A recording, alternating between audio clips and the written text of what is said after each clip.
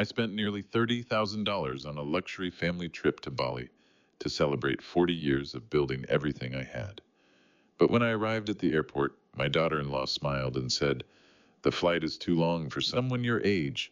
Then my son looked me in the eye and added, "Dad, this will be better for everyone." A moment later, I placed the entire trip folder on their designer luggage and walked away. I didn't argue. I simply placed the entire trip folder on their suitcase and walked away.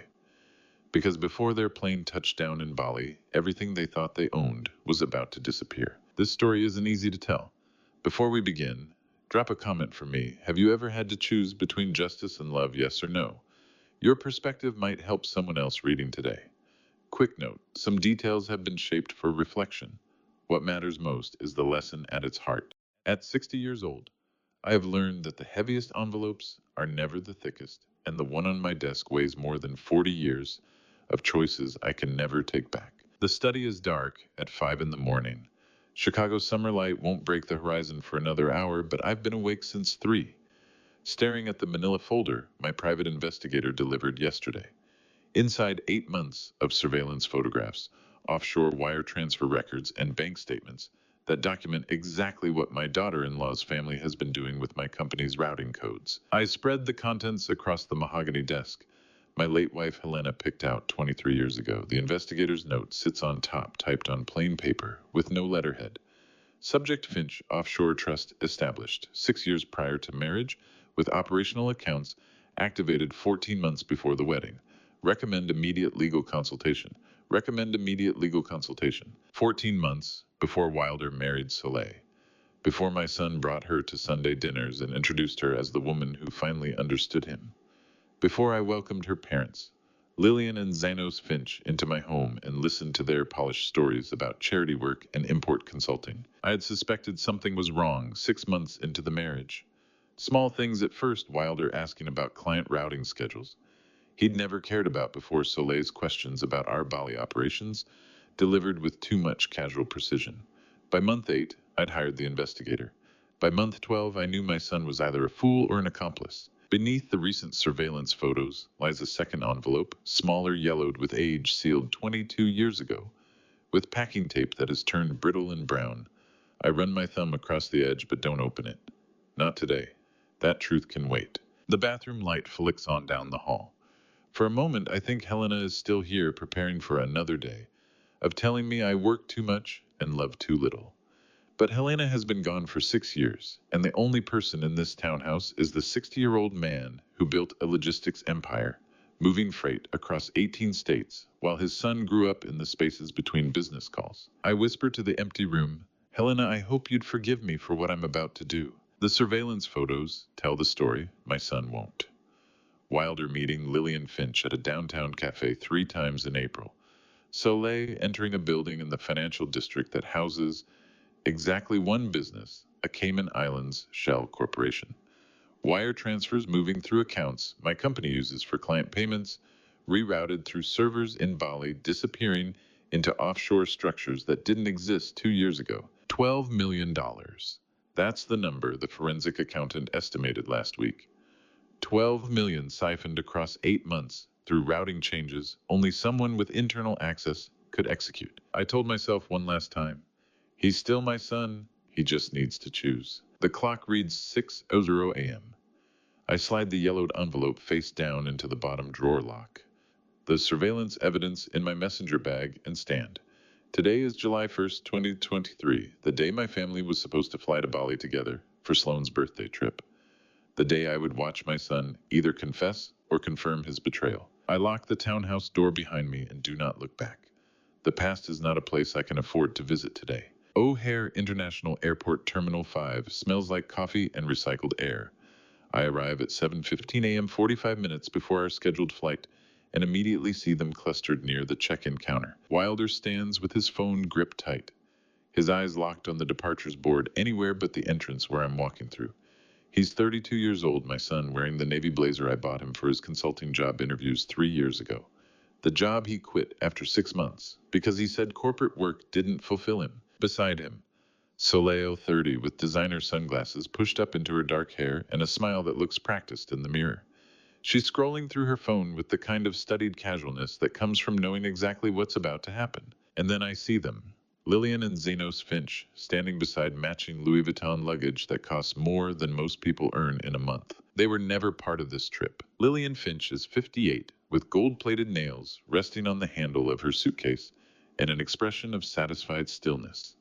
A predator who has already calculated every exit. Zenos, 62, stands silent beside her, watching Wilder, with the cold appraisal of a man determining whether an asset still holds value. For 8 months, I've been preparing for this moment. For 8 months, I've known that my daughter-in-law's family were not charity consultants or import advisors, but criminals who saw my logistics network as an opportunity and my son as the access point. And then Sloane breaks from the group. Grandpa, 7 years old, wearing a dinosaur pajama top under her jacket because she refused to change before the car ride. My granddaughter sprints across the terminal with arms wide. Her backpack, shaped like a turtle, bounces against her shoulders. Grandpa, are we really going to see sea turtles? I catch her and lift her up, feeling the weight of innocence in my arms, the only person in this terminal who doesn't know that the trip is already over. We'll see, sweetheart. I set her down and walk toward the check-in counter. Wilder's fingers tighten around his phone.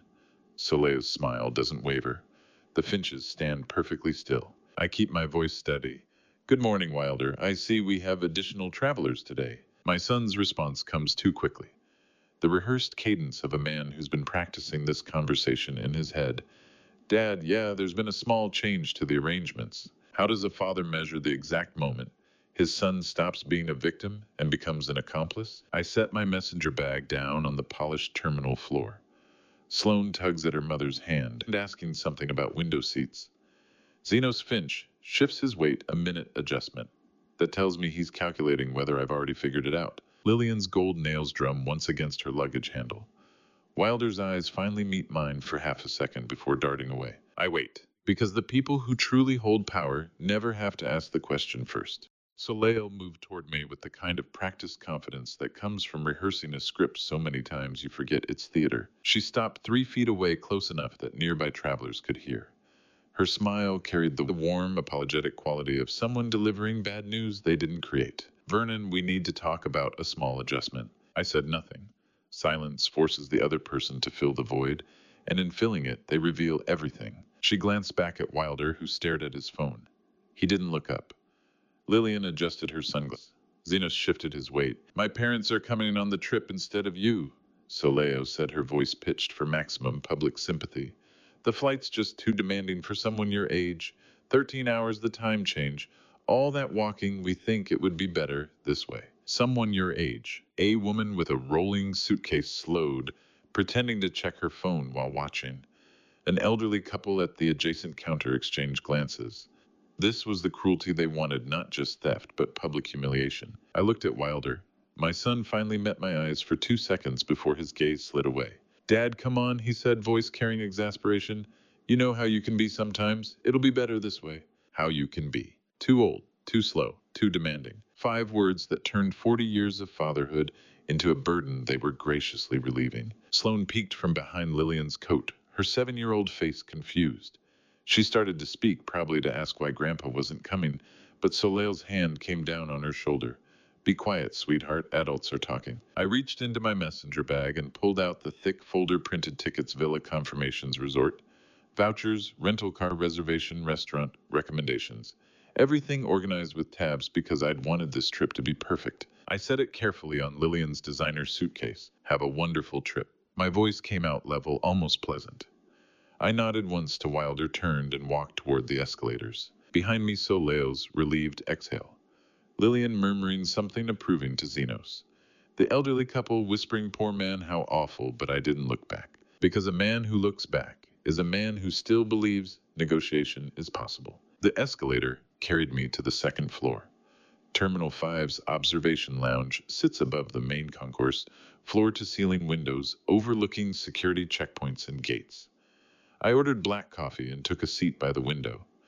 Below, my family moved through departure, checking luggage, organizing passports, Soleil laughing with her mother. They thought silence was surrender, but in the architecture of revenge, a man's exit is just the sound of a door locking from the outside. I pulled out my phone and dialed the number programmed under a single initial N. 2 rings. Vernon, Noel Ellsworth, 54, former Chicago PD detective, turned attorney with 20 years of experience reading the space between what people say and what they mean. His voice already knew. It happened, I said, watching Wilder hoist his carry-on onto the security conveyor. Initiate it. A pause, not hesitation, but mental checklist review. The entirety of Protocol 7, every single mechanism. Below, Sloane hopped through the metal detector, her turtle backpack bouncing. The TSA agent smiled and waved her through. Soleil and Lillian walked side by side, already planning how they'd spend the week in the villa I'd paid for. Wilder cleared security and immediately pulled out his phone, scrolling a man who'd just handled an unpleasant task and was ready to move on. Offshore accounts first, Noel said, shifting into operational efficiency, then routing code lockouts. Real estate documentation goes to federal prosecutor by noon. Forensic accountant's report on your desk tonight, and the new education trust for Sloane. Funded and locked as of 7:00 a.m. Irrevocable structure. No parental access under any circumstance. The original 529 account remains active. We'll need her to access it herself to generate the federal wire fraud evidence. Through the glass, I watched them gather at gate K-17. Wilder sat heavily in a blue terminal chair, already looking tired. Soleil handed Sloane a juice box. Lillian examined her nails with satisfied air. What does a man feel? Watching his own son walk toward a gate. He will never reach the same way again. Not satisfaction. Not yet. Just the cold, clean focus of a demolition expert who spent months wiring a building and is finally ready to press the button. How long until they realize? I asked. Bali touchdown is 8:00 a.m. local tomorrow. 2 hours to clear customs, another to the villa. Property manager informs them the reservation was canceled for non-payment around 11:00 a.m. Credit cards decline at lunch. By dinner, Wilder tries accessing offshore accounts and discovers they've been seized under federal investigation. 18 hours, give or take. Below, the gate agent announced pre-boarding for families with small children. Soleil stood taking Sloane's hand. Lillian and Zenos gathered their things with unhurried precision. Wilder shouldered his bag and followed them toward the jetway. He walked with light, unburdened steps, the gait of a man who believes he's just one who thinks his father is nursing hurt feelings in the parking garage. He had no idea. The ground beneath his feet had already turned to liquid, and by the time his plane touched down in Bali, 22 hours from now, every single asset he thought he owned would have evaporated into air. Vernon, Noel said quietly, you're sure once we start there's no calling it back? I watched my son disappear down the jetway. Sloane's turtle backpack, the last thing visible before the door closed. I've never been more sure of anything in my life. I ended the call and sat back. The coffee had gone cold. Below, ground crew moved around the plane, loading luggage, running checks. In 45 minutes, they'd push back from the gate. I had work to do before their flight landed, and a very specific envelope waiting for me at home. The house was quieter than I remembered. The kind of silence that comes not from absence of sound, but from the absence of people who once filled the rooms with their particular brand of noise. I drove home from O'Hare in 32 minutes. The townhouse felt larger, the way spaces expand when you realize you've been living in them, alone longer than you admitted. The study door swung open with its familiar creak. Helena's photograph sat in the silver frame on my mahogany desk, 53. When cancer took her, her smile carrying the knowing warmth of a woman who saw through every defense I built. I pulled out the manila envelope and spread 8 months of investigation across the desk. Forensic bank statements showing wire transfers routed through Bali to Cayman offshore accounts. Surveillance photographs of Soleil meeting unidentified contacts. Expensive restaurants, financial district buildings, parking garage exchanges. Corporate ledgers flagged for irregularities. Client routing schedules modified without authorization. Access logs showing Wilder's credentials. Changing delivery coordinates through shell companies that didn't exist 18 months ago. Buried in the middle, the investigator's final summary. Subject Finch Family Offshore Trust. Established 6 years prior to subject marriage. Beneficiary Soleil Marie Finch. Assets $800,000 initial funding, Cayman registration. Marriage to target appears strategically orchestrated 6 years before the marriage, which meant Soleil's family had funded her trust and positioned her for this infiltration 5 full years before she ever said hello to my son. The charity gala, I later discovered, was organized by a shell nonprofit that dissolved 6 months after the event. Nothing about their relationship had been chance. Nothing had been love. I touched Helena's photograph. You always said love without boundaries wasn't love, it was enabling, I whispered. I should have listened 30 years ago. The small yellowed envelope sat in my messenger bag. 22 years old, sealed with brittle tape containing a truth I'd carried alone since Wilder was 10. I set it face down on the desk corner. Not today. That revelation served a different purpose. I gathered the photographs into a neat stack and thought a father's worst failure is not loving too little, but shielding so completely that his child never learns to stand. The doorbell rang at 2 p.m. exactly. Noel stood on my step with his briefcase and the expression of a man preparing for war. 5 instruments, he said, setting the briefcase on my desk. All legally unassailable. Are you certain? I reached for the first document. I've never been more certain. The first mechanism withdrawal of personal guarantee on Wilder's corporate credit line. The one he'd used to rent the office lease, the Lexus booked business class flights to consulting conferences, generating no revenue. My guarantee gone, the bank would trigger automatic compliance review. Within 72 hours, they'd freeze the line. I signed 3 pages. Second mechanism, cancellation of the Bali resort booking. I was the contracting party, my name, card. My signature from 3 months ago when I believed this trip would be a grandfather's gift. Noel had processed the cancellation. The $28,000 deposit would refund my account within 5 business days.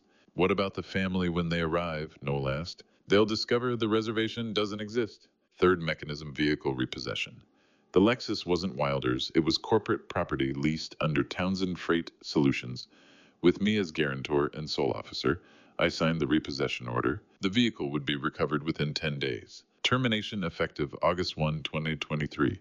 Personal effects removal deadline July 31, 30 days from notice. Wilder rented the space for his consulting practice. The practice generating less than $40,000 over 3 years, while requiring a prestigious address and designer furniture. I was the landlord. I'd bought the building 15 years ago. I signed the termination notice. He never knew, Noel said quietly. No, he never asked. We were dismantling a house of cards my son thought was architecture, and the only piece I was salvaging was the foundation I'd built for my granddaughter. The fifth mechanism was different. I paused at the trust document reading legal language that took Noel's firm 3 weeks to structure. Irrevocable Education Trust for Sloane Helena Townsend. Principal $300, $1,000. Trustees Vernon Townsend and Noel Ellsworth. Beneficiary access aged 18 for undergraduate age 25 for remaining funds. Parental access 0. The girl is innocent, I said, signing. Whatever happens to her parents, she gets her future back. Noel witnessed my signature and added his own.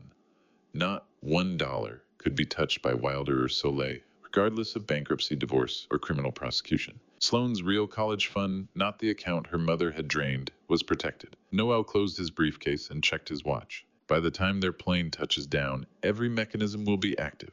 I looked at my desk clock, 3:30 p.m. Chicago time. That gives us 11 hours. Noel stood but didn't move toward the door. Vernon, he said carefully, what you're doing is legal, justified, but irreversible. Once these mechanisms engage, there's no calling them back. I looked at the stack of executed documents. 5 distinct instruments, 0 legal violations, complete devastation. Their flight is somewhere over the Pacific right now, Noel continued. First notification hits when they land in Singapore for the layover. I stood and walked Noel to the door. My son would spend the next 13 hours believing he'd won, and I would spend them wondering if the man I raised still had enough of me in him to survive what came next. But first he would have to discover exactly what winning had cost him. From the surveillance logs Noel compiled in the weeks that followed, I know exactly what my son's face looked like when the first crack appeared in his perfect victory, and I know he still had no idea the ground had already opened beneath him. 3 hours into the flight over the Pacific, somewhere between the coast of California and the endless blue expanse that separates continents, Wilder summoned the flight attendant with the casual confidence of a man who believes the world exists to serve him. Michelle Crawford, the business class attendant, approached with her professional smile already in place. She'd been working international routes for 12 years and had seen every variation of wealthy traveler the airline industry produces. Dom Perignon for the cabin, Wilder said, not looking up from his phone. We're celebrating. We've earned this. Michelle's smile didn't waver. Of course, sir. She returned 6 minutes later with the bottle chilling in its silver bucket, 4 crystal flutes balanced on her tray. Wilder handed her his American Express Platinum card, the one with no preset spending limit, the one that had open doors and guaranteed tables at restaurants that turned away ordinary people. Michelle ran the card through her portable reader. Transaction declined. She maintained her professional expression and tried again, thinking it might be a satellite connection issue over the ocean. International flights sometimes had temperamental payment systems. Declined. Wilder looked up from his phone, his expression shifting from casual confidence to confused irritation. That's impossible, he said, voice carrying just loud enough that passengers in adjacent rows could hear. Run it again. Michelle ran it a third time, already knowing what would happen. Declined. Across the aisle. Lillian and Zenos Finch watched the exchange with expressions that didn't quite reach sympathy. Zenos leaned toward his wife and murmured something in their native dialect words. The audio recording equipment Noel later reviewed captured with perfect clarity. The translation as Noel's team rendered it hours later. The boy doesn't even know he's already broke. Wilder pulled out his backup corporate visa, the one tied to his consulting business account. Michelle accepted it with the same practiced grace, ran it through the reader, and watched the screen flash its familiar verdict. Declined. Sweat began forming at Wilder's hairline despite the cabin's climate control. Soleil placed a hand on his arm, her touch more warning than comfort. Airport Wi-Fi must have corrupted something, Wilder said, forcing a laugh that sounded hollow, even to passengers who didn't know the truth. Just here, take cash. He dug through his wallet, pulling out crumpled 20s and a few 50s, counting bills with fingers that trembled slightly. The champagne cost $340. He had $380 in his wallet. Michelle accepted this cash without comment, her professional smile never flickering. She'd seen this before, men whose cards failed, whose wealth evaporated between takeoff and landing. It was never her business to ask why. The Dom Perignon arrived in its ice bucket. Wilder poured 4 glasses with hands that weren't quite steady. When he drank, the luxury tasted like ash in his mouth. While my son was turning his pockets inside out for crumpled 20s at 30,000 feet, I was sitting in my garden with a cup of coffee, watching the tomatoes ripen in the afternoon sun. 13 hours later, the plane touched down at Ngurah Rai International Airport in Bali. Tropical heat slammed through the cabin door like a physical force when it opened, thick, humid air that made Chicago's summer feel temperate by comparison. The premium transport area sparkled with air conditioning and polished marble. Daniel Hayes, the resort coordinator, stood beside a sleek Mercedes shuttle, holding a tablet with confirmed reservations. His practiced smile carried diplomatic sympathy that barely masked judgment of another wealthy American's predictable incompetence. Wilder approached the desk, pulling out his phone to show the booking confirmation email he'd saved 3 months ago. Townsend family, he said, premium villa package oceanfront. Daniel checked his tablet, his expression shifting to professionally neutral concern. I'm sorry, Mr. Townsend. Your reservation shows canceled, disputed transaction. The refund processed yesterday to the primary card holder. Wilder's face went pale beneath his travel sunburn. That's impossible. It was prepaid. Call the resort. I did, sir. They have no record of your booking. Behind him, Sloane tugged on Soleil's hand. Mommy, when do we get to see the sea turtles? Wilder pulled out his American Express, then his Visa, then a MasterCard.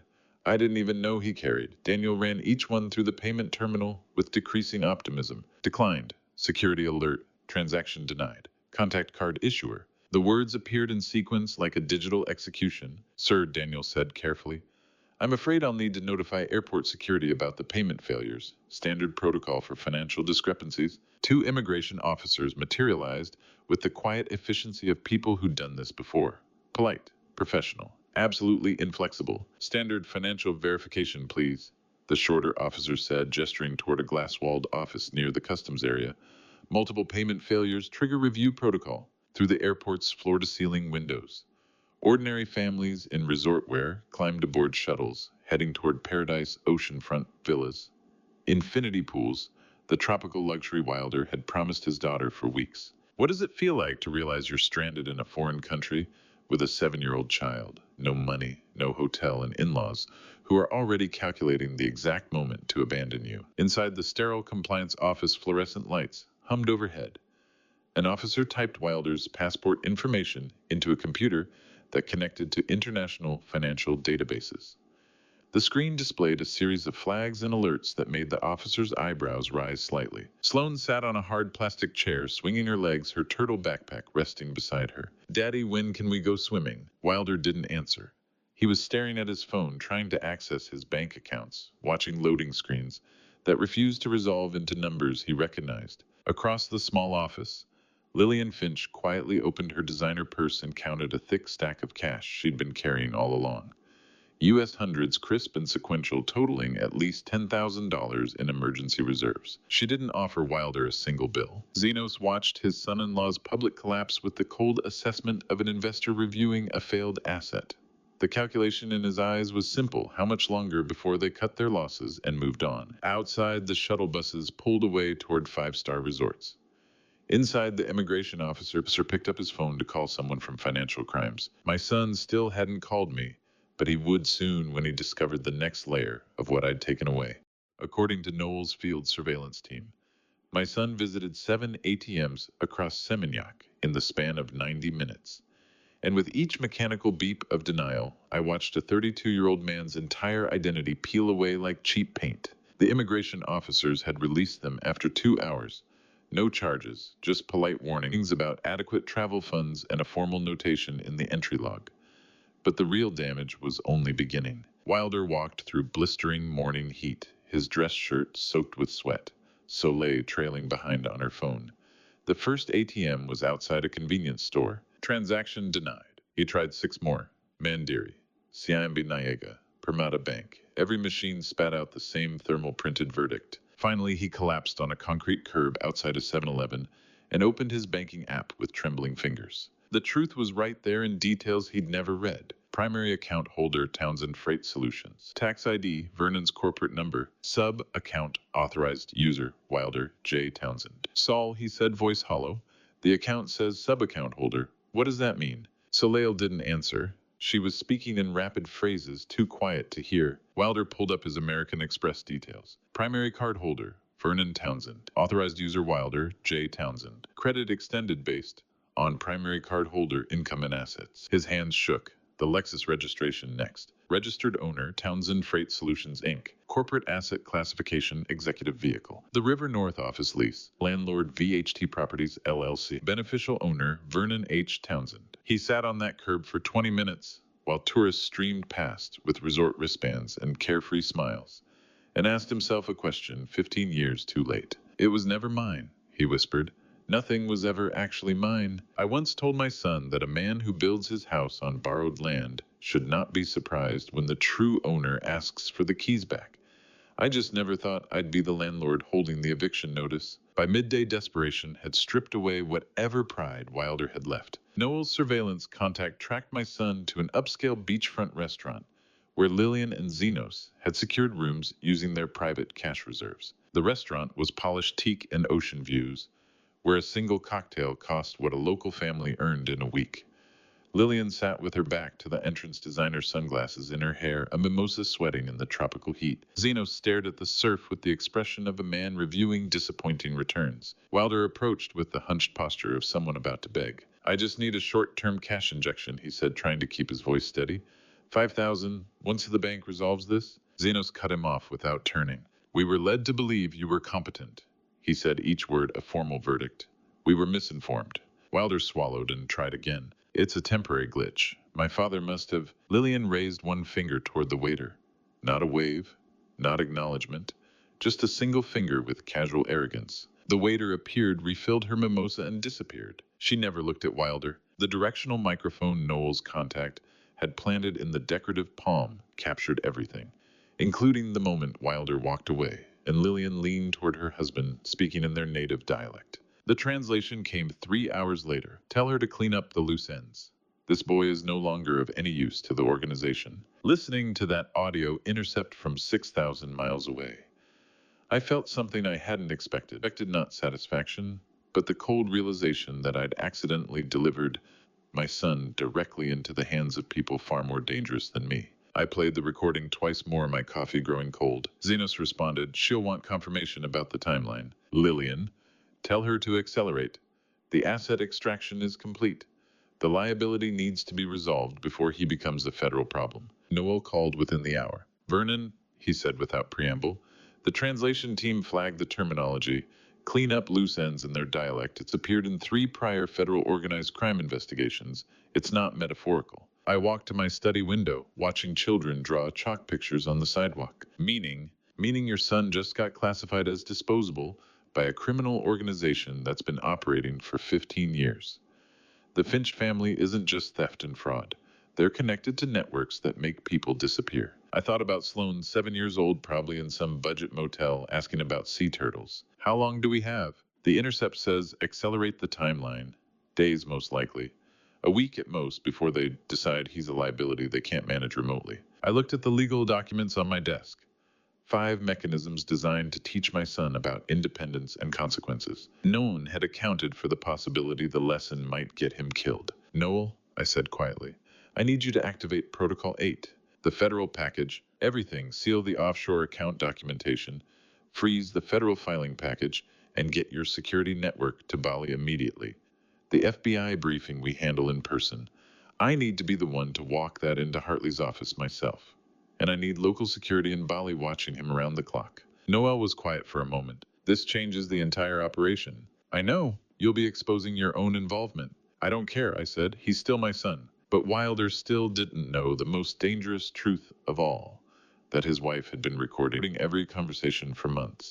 The surveillance audio from that cramped Bali motel room captured the exact moment my son stopped being merely a fool and became a witness, though he still had no idea what he was actually seeing. Protocol 8 included local security contractors I'd hired through Noel's network, former Australian intelligence operatives who ran legitimate businesses in Southeast Asia. One of them had placed a directional microphone on the motel's exterior wall within 4 hours of my authorization. By nightfall on July 3rd, I was listening in real time. The motel room was barely 15 feet square, with broken air conditioning that rattled against the wall and a concrete balcony overlooking a parking lot. Wilder lay on the sagging mattress, his breathing carefully regulated in the pattern of someone pretending to sleep. Soleil waited 20 minutes. Then she slipped out of bed with practiced silence, pulled her bag from the corner, and stepped onto the balcony. Through the directional mic, I heard fabric rustling. A zipper. Then the distinctive soft beat of a smartphone powering on, not her iPhone, which sat charging beside the bed, but a device Wilder had never seen in 2 years of marriage. A matte black encrypted smartphone with no carrier logo and no personal apps. The kind of phone that gets wiped and discarded after single operations. Soleil's voice changed the moment she started talking. Gone was the honey-soft tone she used with Wilder, the practiced warmth she performed daily. What came through the microphone was cold, clinical, professional. The timeline has shifted, she said in English, then switched to her parents' dialect for something the translators would flag later. Back to English. We need to accelerate immediately. The father's more prepared than we calculated. A pause. Someone on the other end speaking. I don't care whose name is on it, Soleil continued. Liquidate the accessible reserves. All of them. Another pause. The girls' fund is clean. Keylogger's been active for months. I can access it remotely. Inside the room. Wilder's breathing pattern changed slightly. His eyes were open now, I knew from the body language analysis the contractor sent later. He was watching his wife through the glass door, finally seeing her clearly. Soleil stayed on the balcony for 6 more minutes, her voice dropping lower, discussing extraction protocols and backup contingencies with whoever was coordinating their operation. When she came back inside, she set the black phone in the bottom of her bag beneath a layer of clothes and makeup.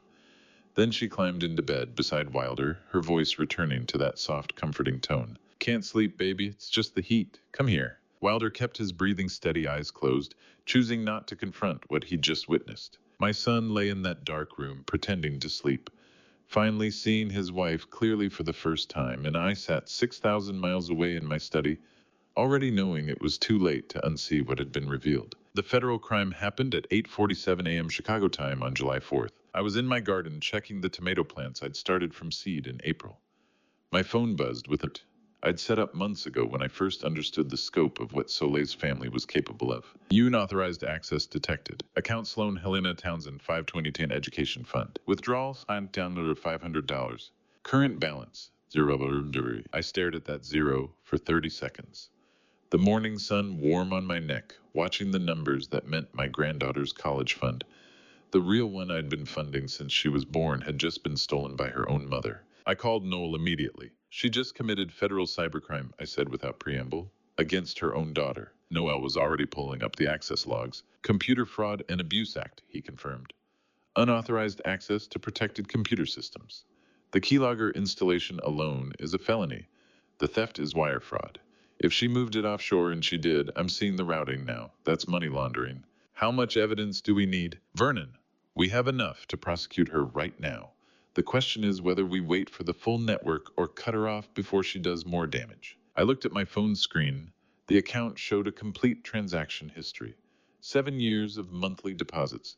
Careful investment allocation, compound growth, designed to send Sloane to any college in the country. Gone.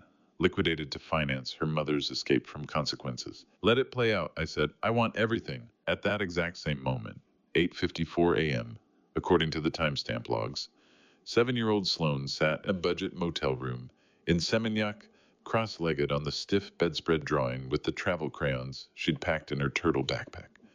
The drawing showed 4 stick figures on a beach under a bright yellow sun. 2 adults, 1 child, 1 smaller adult, all holding hands, all smiling. She'd labeled them in careful block letters, Daddy, Mommy, Me, Grandpa. At the top, our Bali trip.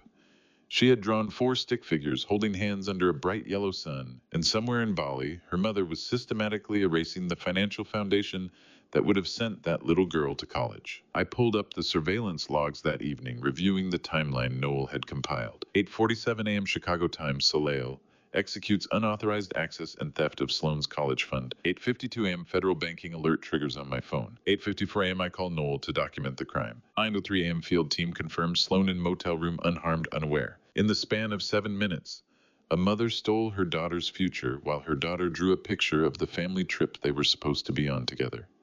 The irony was absolute. Sloane was living the vacation that was supposed to be joyful, not knowing the financial foundation meant to send her to college had just been liquidated by the woman in the next room. And they still had 36 hours of travel ahead of them before they'd land in Chicago and discover what home really meant. Noel's tracking reports documented every minute of those 31 hours, and I read them all, even though each page made it harder to remember why I'd thought this lesson was necessary. The evidence chains I'd built were about to become chains of a different kind. They boarded the economy flight in Bali with whatever cash Lillian had grudgingly provided, just enough for 3 tickets home, middle seats scattered across the cabin because everything else was sold out. The route was brutal.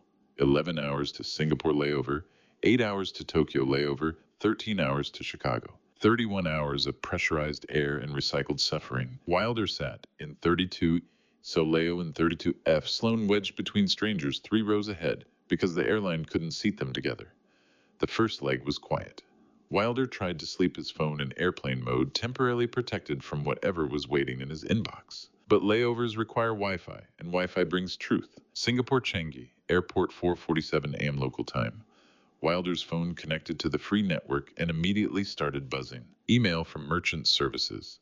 Account alert. Corporate credit line status change. He opened it with fingers that already knew bad news was coming. Dear account holder, your corporate credit line has been flagged for immediate compliance review following withdrawal of primary guarantor support. Current status, frozen pending financial disclosure. Outstanding balance due within 72 hours. Wilder turned to Soleil, his voice shaking. Sol, wake up. The credit line, it says, compliance review, immediate freeze. What does that mean? She didn't open her eyes. Her noise-canceling headphones stayed on her, breathing steady and rhythmic. He tried twice more. She never responded. Tokyo Narita, airport 2:22 p.m. local time. 8 hours later, another connection, another cascade of notifications. Certified email from VHT Properties. LLC lease termination notice. 30 days to vacate. Wilder, reading the attachment with hands that trembled. 30 days to vacate. But I've been there for 4 years. How can they just... Soleil adjusted her headphones slightly, the only acknowledgement she'd heard him speak. He stared at the document on his phone screen. Landlord VHT Properties LLC. Beneficial owner Vernon Townsend. The office he'd thought was his had always been his father's building. Another email arrived while he was reading the first. Auto recovery services. Vehicle repossession notification. This is to inform you that the 2021 Lexus RX 350 registered to Townsend Freight Solutions Inc. has been recovered from long-term parking as authorized by the registered owner. Personal items will be held for 30 days. Wilder looked up from his phone, his face pale in the fluorescent terminal lighting. The Lexus, he whispered. They took the Lexus. Sol, they're taking everything. Her breathing remained steady, rhythmic, perfectly feigned sleep. But I knew from Noel's surveillance that her eyes were moving behind her closed lids. She knew every notification was coming because she'd helped orchestrate the timeline that made them necessary. While my son was trapped at 35,000 feet, watching his life evaporate one Wi-Fi connection at a time. I was sitting in my empty townhouse packing the last boxes, preparing to move to a place he'd never been invited to visit. The final flight landed at O'Hare at 11:43 p.m. on July 5th. They collected Sloane from her scattered seat assignment, the 7-year-old exhausted and confused, still wearing the dinosaur pajama top she'd insisted on keeping since Bali. They ordered a ride share. The driver picked them up in a Honda Civic that smelled like air freshener and other people's problems. The 20-minute drive to their tree-lined Chicago street should have felt like coming home. Instead, it felt like arriving at a crime scene. The rideshare pulled up to the curb at 12:14 a.m. I watched it all through a live feed from Glenn's surveillance contractor, who had positioned a vehicle on the street that evening on my request. A bright red and white sold sign stood planted in the front lawn. Unfamiliar lights glowed through the windows. Warm yellow lived in. Through the sheer curtains I could see foreign furniture. Someone else's couch. Someone else's dining table. A child's bicycle leaning against the wall in the entryway. Wilder got out slowly like a man walking underwater. He approached the front door, pulled out his phone, opened the smart lock app he'd used for 2 years, pressed his thumb to the biometric scanner. Access denied. Device no longer authorized. I tried the backup PIN code. Access denied. Lock ownership transferred. The locks, he said, his voice hollow enough to echo. They changed the locks. But this is our house. Soleil stared at the sold sign without speaking. For the first time all day, she'd removed her headphones. Sloane climbed out of the car, stumbling with exhaustion, and tugged on her father's sleeve. Daddy, I'm cold. Can we go inside now? I want to sleep in my bed. Wilder couldn't look at her. Through the lit windows, they could see everything. The master bedroom where a couple was sleeping. The second bedroom, Sloane's room, where a nightlight glowed beside a different child's bed. The kitchen where someone had left dishes in a drying rack. The house had been sold 6 weeks ago. I'd liquidated it from my commercial real estate portfolio in mid-May.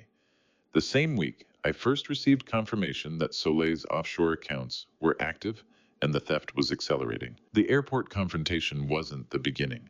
It was just the trigger I'd been waiting for. How does a father watch his 7-year-old granddaughter ask why strangers are sleeping in her bedroom and still believe he made the right choice? Daddy. Sloane's voice was small, confused. Why are there strangers sleeping in my bedroom? Through my security feed audio, I heard my son's voice break. Sloane, baby, I'm so sorry. This isn't our house anymore. The porch light clicked on. Someone checking on the commotion outside their property. A man appeared at the window. The new owner, protective of his family, wondering why people were standing on his lawn at midnight. Wilder sank onto the curb head in his hands. The rideshare driver waited with the meter running, patient but not infinite. Sloane stood shivering in her pajama top, her turtle backpack hanging from one shoulder. My son looked up at windows that had once framed his daughter's bedroom, now sheltering someone else's children. He pulled out his phone, scrolled to my contact, and I watched through the camera feed as his thumb hovered over the call button. 37 seconds. Then he put the phone away. He still thought he had one place left that belonged to him, and tomorrow morning he'd learn the truth about that too. The security logs show my son arrived at his River North office at 7:43 a.m., nearly an hour before the building officially opened, as if getting there early enough might somehow change what was waiting for him. They'd spent the night in a budget motel near O'Hare, the kind with hourly rates and stained carpets paid for, with the last of Soleil's parents grudging cash. Wilder left before dawn while Soleil and Sloane were still sleeping, desperate to salvage the one asset he believed he still controlled. Russell Brennan, head of security for the River North commercial complex, had worked the building for 15 years and recognized the particular kind of devastation on Wilder's face when he approached the elevator. Russell had seen plenty of failed businessmen escorted out over the years, but this one was different, somehow more personal. Mr. Townsend, Russell said, stepping forward with a manila envelope. I have something for you. Wilder took it with hands that already knew bad news was coming. The document inside was notarized official irreversible. Commercial lease termination notice. Property owner, VHT Properties LLC, Townsend Freight Solutions Trust. Landlord representative Vernon H. Townsend. Tenant Wilder, Townsend Consulting. Termination effective July 9, 2023. Personal effects removal deadline 48 hours. Commercial lease termination executed by the property landlord. Russell explained, his voice carrying professional sympathy that barely masked discomfort. 48 hours for personal effects. Wilder stared at the signature line. The landlord is Townsend Freight Solutions Trust, Russell confirmed. Your father's holding company has been since the building was purchased in 2008. The office building, the property he'd worked from for 4 years. The prestigious River North address he'd put on every business card and proposal. It had never been his space. It had always been mine. Russell handed him a key card with limited access. You've got until 5:00 p.m. Friday. After that, the locks change. Wilder rode the elevator to the 12th floor in silence. His name still adorned the frosted glass door. Wilder Townsend Consulting. Inside, everything looked exactly as he'd left it 3 weeks ago.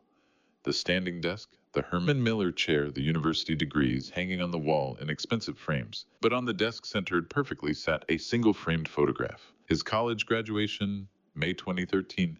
Cap and gown, diploma in hand, my arm around his shoulders. Both of us smiling with unguarded pride, the kind of joy that exists only when you still believe the future holds infinite possibility. I'd placed it there myself 2 days ago after the locks were scheduled to change. Wilder picked up the photograph, his thumb tracing the glass over my face. You looked so proud of me that day, he whispered to the empty office. When did that stop being true? He left the files, left the awards, the custom furniture, the expensive coffee maker, took only that photograph, clutched it to his chest, and walked out. The parking garage was dark and cool, his footsteps echoing against concrete. He sat in a borrowed car. Soleil's parents had one vehicle they'd grudgingly allowed him to use temporarily, and stared at the photograph in his lap. Then he pulled out his phone and made a call he knew he shouldn't. I had systematically stripped away every external support structure, believing that once they were gone, my son would finally learn to stand on his own. But I'd forgotten something a 60-year veteran of business should have known. You cannot teach a man to swim by draining the ocean. You just leave him stranded on the sand. Noel's surveillance team flagged the contact at 9:17 a.m. The number belonged to Marcus Delacroix, listed in Wilder's phone as an old college acquaintance who'd gone into corporate restructuring consulting. What Wilder didn't know, what he had no way of knowing, was that Marcus Delacroix appeared in 3 federal databases as an active asset launderer and criminal intermediary operating under legitimate business cover. The conversation lasted 4 minutes. Noel's team recorded every word. Wilder described his situation as temporary financial complications requiring bridge liquidity. Marcus offered restructuring solutions with immediate capital injection potential. They agreed to meet the next day to discuss opportunities for mutually beneficial arrangements. To Wilder, blind in his desperation, it sounded like legitimate business opportunity. To anyone who knew what those code phrases actually meant, it was a man selling his soul to criminals. Noel called me at 3:00 p.m. He just contacted Marcus Delacroix, Noel said, his voice tight with concern. Flagged in 3 federal databases as criminal intermediary. Suspected connections to international smuggling operations, money laundering networks. They're meeting tomorrow at noon. I felt my chest constrict. What did he say? Asked for help with financial restructuring. Delacroix offered him $200,000 in immediate liquidity. Vernon, your son has no idea who these people actually are. I stood and walked to my study window, watching afternoon traffic crawl along the expressway. Does he understand? I asked, already knowing the answer. To him, it looks like a high-yield corporate restructuring opportunity. He thinks it's legitimate business. I closed my eyes and saw a different Wilder, 3 years old, wearing a Superman shirt, crying because he'd fallen off his bike. I'd run to pick him up, dust him off, tell him everything would be okay. I've been doing that for 30 years. What are your orders? Noel asked quietly. I stared at the horizon, remembering that frightened 3-year-old, remembering the proud graduate in this photograph, remembering the man who'd just lost everything because I'd decided it was time he learned to stand alone. Maintain absolute surveillance, I said. Do not intervene. Let the play run. Vernon, he needs to see where this path leads. If I pull him back now, he learns nothing. Noel was quiet for a long moment. And if he goes through with it, if he takes their money, then we document everything and use it when the time comes. That night, I sat alone in my study, holding a file Noel had prepared. Marcus Delacroix's criminal profile, federal watch list status, known associations with organized smuggling operations, and I realized my carefully calculated lesson had just become something far more dangerous than I'd intended. I had a choice in that moment. Call my son, warn him, pull him back from the edge before he took that meeting with criminals who would exploit his desperation in ways far worse than any lesson I'd designed. But instead, I closed Noel's surveillance file, walked to my window, and watched the city lights flicker against the darkness. I'd spent 30 years protecting him from every consequence, and that protection had created the weakness that brought him here. If I intervened now, he'd never learn. If I didn't, he might not survive what came next. The meeting was scheduled for tomorrow at noon, and I would watch every second of it unfold. The surveillance camera, inside that River North steakhouse, captured every word, every gesture, every moment. My son sat across from Marcus Delacroix, and I held my breath 6 miles away, waiting to see if he would cross the line or walk away. Noel had positioned a contact at the bar, a woman who'd worked covert surveillance in 3 countries before retiring to consulting work. The private dining room had 3 cameras, one in the air vent, one in the wall, sconce, one embedded in the decorative mirror. Audio came through crystal clear. Wilder arrived at noon, looking like he hadn't slept. Marcus Delacroix was already seated, wearing a tailored suit that cost more than most people's monthly rent, his silver cufflinks catching the light as he gestured for my son to sit. I watched the feed from Noel's office, my coffee growing cold, my hands gripping the armrests of the chair. "Thank you for coming," Delacroix said, his voice smooth and professional. "I understand you're navigating some temporary financial complications." Wilder nodded, not trusting himself to speak. Delacroix slid a single page across the table. "Not a contract, just numbers. $200,000, he said. "Immediate wire transfer to an account of your choosing. All you do is allow 3 specific containers to use your father's established customs clearance protocols. 2 months, then we reassess the arrangement." Wilder stared at the numbers. "My father's company," he said quietly. "Not mine. I don't have access to." "You have consulting privileges, advisory capacity. You've worked with those routing systems for years." Delacroix's smile didn't reach his eyes. "We're not asking for anything you haven't already touched." The implication hung in the air like poison gas. Wilder's voice came out trembling. "What exactly is inside those containers?" Delacroix leaned back, his expression shifting to something colder. "Does that distinction actually matter to a man who can't pay his daughter's school tuition next week?" I watched my son's face on the monitor, saw the desperation war with something deeper, saw him look at those numbers. $200,000. Enough to solve every immediate crisis, enough to put Sloane in a stable home, enough to stop the freefall. He stared at the table for 30 seconds. Then he stood up, pushed his chair back, and walked out without another word. The business card Delacroix had placed beside the paper sat untouched on the white tablecloth. My phone rang before Wilder even reached the street. "He walked away," Noel said. "He refused the offer completely." I sat down in my office chair, exhaling a breath I didn't know I'd been holding. "Thank God," I whispered. "But it's too early to celebrate. Vernon, he had every reason to take that money, every practical reason, and he still chose integrity over survival." For the first time in 8 days, I allowed myself to feel something other than cold calculation. My son had been offered an escape from the hell I'd created, and he'd chosen integrity over survival, which meant somewhere beneath the weakness I'd enabled, the man I tried to raise was still there. But that relief lasted less than 48 hours. Noel's forensic accounting team had been conducting a deep audit of Wilder's consulting company, not the surface review I'd commissioned 8 months ago, but a comprehensive line-by-line analysis of every transaction, every manifest, every customs declaration, spanning the entire operational history. On July 11th, Noel called me to his office. The conference table was covered in printed ledgers, highlighted passages, timeline graphics. His face looked 10 years older than it had 2 weeks ago. 14 months of systematic exploitation, he said without preamble, spreading the forensic audit across the polished wood. Fraudulent customs manifests, falsified bills of lading, ghost shipping routes.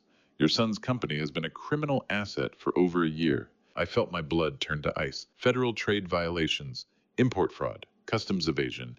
The exposure here is massive, Vernon. We're talking about federal prison time if this gets prosecuted. Was he in on it? I asked the question I'd been dreading. Or was he targeted? Noel slid a timeline graphic across the desk. 2 columns of dates, color-coded and cross-referenced. First documented fraudulent customs entry, March 3, 2022. Shipping manifest for container ID TFS 8847, falsified country of origin, undeclared commercial goods. His finger moved to the second column. First documented date between Wilder and Soleil Finch, February 10, 2022. Coffee at that Lincoln Park cafe he mentioned in his anniversary Instagram post. I stared at the dates until they burned into my vision. 21 days, I said. 21 days between her entering his life and the first criminal act using his credentials. And look at this. Noelle pulled up another document, a background check on Soleil I hadn't seen before. Her family trust wasn't just funded 6 years ago. It was established specifically for what the Cayman Islands registration calls strategic market infiltration operations. That's not business language, Vernon. That's intelligence terminology. How do you tell your son that his wife never loved him? That his marriage was corporate espionage, that every intimate moment was performance art designed to position him as an access point to something he never even knew he was protecting. She didn't fall in love with my son, I said, my voice hollow. She was assigned to him, to us, to the company. The sophistication level here is remarkable, Noel continued. They identified your logistics infrastructure as valuable. They researched your family structure. They found your son successful enough to have access, vulnerable enough to be targeted. And they sent Soleil in like a guided missile. I looked at the date again, February 10, 2022, the day my son met the woman who would destroy his life. And I pulled up my own timeline. The first moment I noticed irregularities in our logistics contracts, the first hint that something was wrong, March 15, 22, exactly 35 days after Soleil entered Wilder's life. She hadn't just targeted my son. She'd been sent by an organization sophisticated enough to identify our vulnerabilities, patient enough to wait years, and ruthless enough to weaponize a 32-year-old man's loneliness into a strategic asset. My son wasn't the villain of this story. I was the casualty. And that meant the Rio criminals were still operating, still planning, and my son's refusal to cooperate had just made him expendable. The surveillance photographs arrived on my phone at 11:47 a.m. on July 12th. My daughter-in-law standing in an abandoned Southside warehouse, with detailed maps of my logistics routes spread across a table, and my son's face carrying the hollow expression of a man who has already lost the ability to say no. Noel's field team had tracked Soleil that morning. She'd left the motel alone, driving to an industrial dead zone, abandoned warehouses. Empty lots, the kind of place where no one asks questions. Wilder arrived 20 minutes later. He hadn't initiated this meeting. She had. The directional microphones captured everything. Soleil spread a map of Chicago across a folding table, her finger tracing routes I'd spent 40 years building. Your father's continued existence is a liability to everyone in this room, she said, her voice cold and clinical. A staged accident. You inherit, your debts disappear. The routes open permanently. Wilder stared at the map. You're talking about killing my father. Soleil leaned close, her hand sliding around the back of his neck. I'm talking about saving your daughter's future. Marcus Delacroix sat in the shadows with a briefcase. He pulled out a single sheet of paper, a contract. 200,000 immediate, Delacroix said. Another 300 upon completion. Full debt erasure. Company control transfers to you. He slid the paper across the table with a pen. Wilder's hand trembled as he reached for it. This is murder, he whispered. This is survival, Soleil corrected. And it's already in motion. The question is whether you want protection or prosecution when it's done. I watched that surveillance footage 3 times, trying to find the exact moment my son's pen touched the paper, trying to see if his hand shook, if he hesitated, if somewhere in that warehouse there was a flicker of the boy who once asked me if superheroes ever had to make choices that hurt the people they loved. At that exact same moment, 11:52 a.m. according to the timestamp, 7-year-old Sloane sat at the small desk in their motel room with crayons Rachel Foster had given her. She was drawing a card, red construction paper folded in half, stick figures holding hands. The motel room audio captured her voice. Miss Rachel, how do you spell I love you, Grandpa? I want to write it on my card. Soleil had left her daughter alone to go arrange her grandfather's murder. Before I tell you whether my son actually signed that contract, I need you to do something. Comment A or B and add one short reason in 5 to 10 words. A means you think he'll sign it. B means you think he'll walk away again. I want to see how you're reading this moment. Quick note. What comes next includes some adapted details for emotional impact, But the lesson behind it is what matters. Wilder's pen hovered over the signature line. Soleil's hand stayed on his neck, her fingers applying pressure that felt like iron chains. For Sloane, she whispered. For her future. For the life she deserves. His hand moved. The pen touched paper. He signed. Wilder James Townsend, dated July 12, 2023, witnessed by Marcus Delacroix. Federal murder for hire under 18 U.S.C. Severa, 1958. Up to 10 years federal prison for conspiracy. And that was before the wire fraud and RICO charges stacked on top. The timestamp read 11:53 a.m. At 11:54 a.m., Sloane finished coloring her stick figures and held up the card to the empty room. Happy early Father's Day, Grandpa. I made this because I love you. Noel arrived at my townhouse at 11:00 p.m. that night with a laptop and a face that told me everything. He set the digital surveillance images on my desk. The warehouse, the map, the contract, and the signature line with my son's handwriting, the same careful cursive I'd taught him when he was 6. His signature, Noel said quietly, bottom right corner, witnessed and dated. I stared at it for several minutes in silence. How long do we have? The contract specifies 30 days. The FBI needs 14 days minimum to finalize federal wiretap warrants. That gives you 2 weeks to stay alive and give your son one chance to confess before arrests begin. I stood and walked to my bedroom. Packed a single duffel bag laptop, the evidence envelope, and the framed graduation photograph. Noel drove me to the safe house, a sparse apartment held under an anonymous corporate shell. No luxuries, no personal touches, no trail to my name. Before I left the townhouse, I walked through my backyard. The tomato plants were heavy with fruit, deep red and perfectly ripe. I touched one gently. Someone else will harvest them, I said.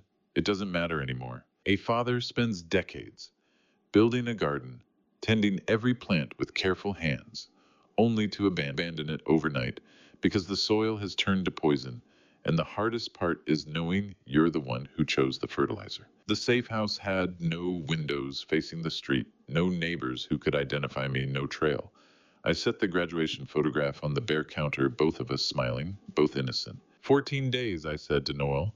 Can I keep him alive that long? That depends on whether the syndicate moves before the FBI does, and whether your son tells his wife where you are. I looked at the photograph, my arm around Wilder's shoulders, his cap and gown, the pride in both our faces. He doesn't know where I am, I said, and he can't tell what he doesn't know. Noel left me alone in that anonymous room with nothing but a laptop, a phone, and the knowledge that my son had signed a contract for my murder. 14 days for the FBI to secure wiretap warrants.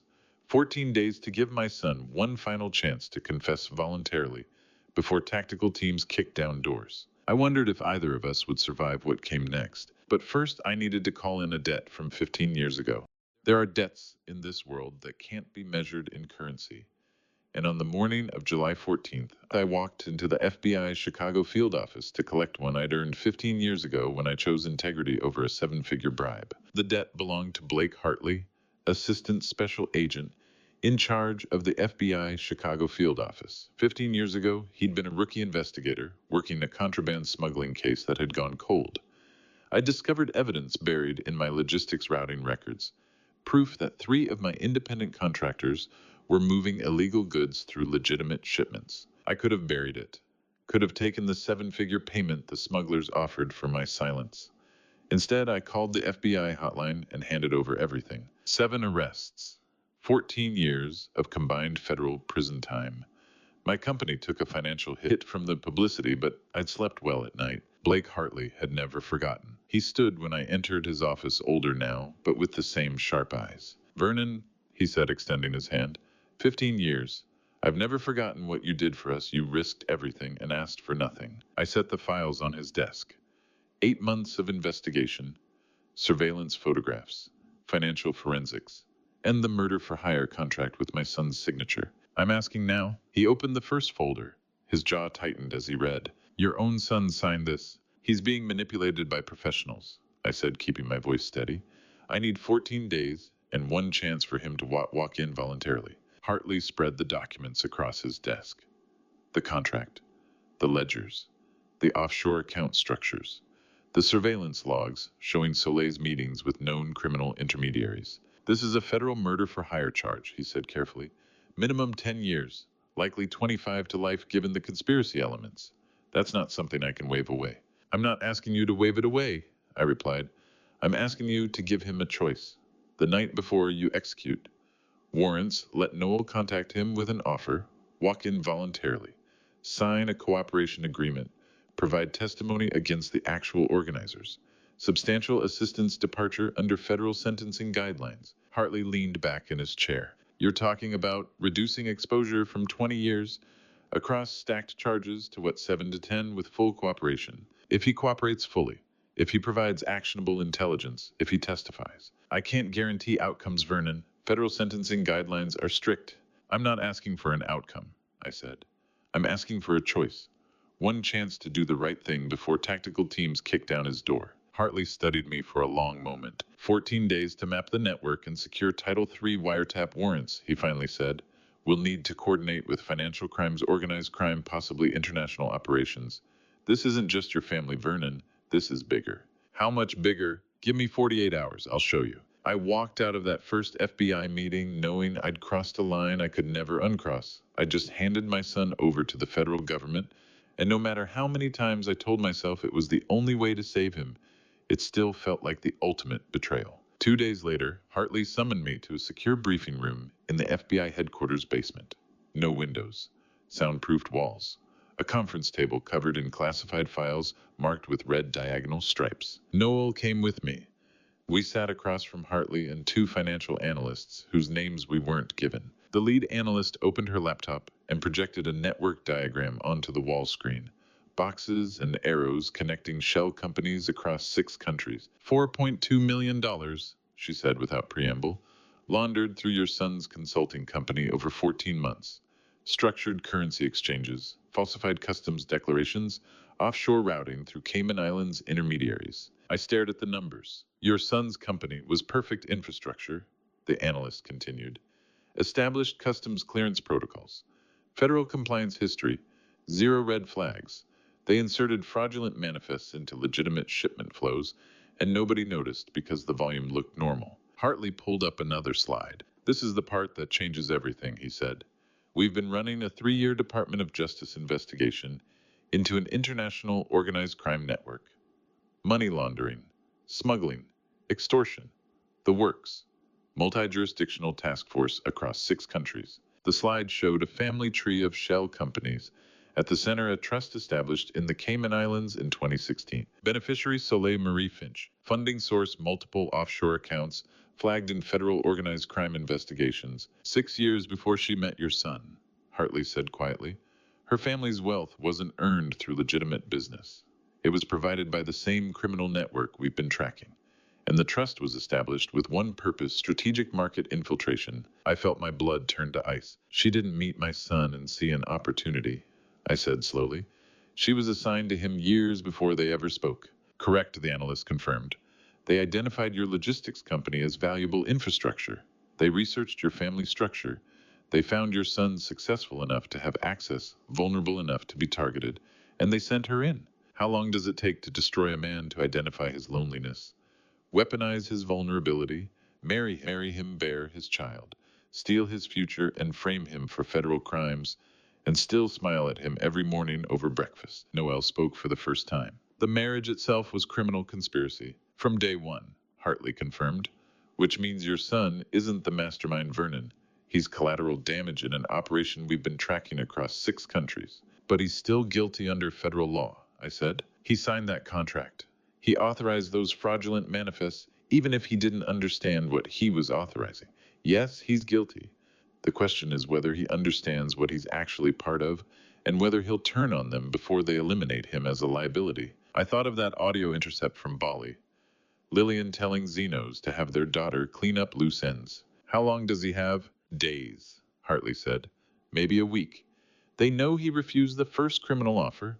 They know he's a weak link.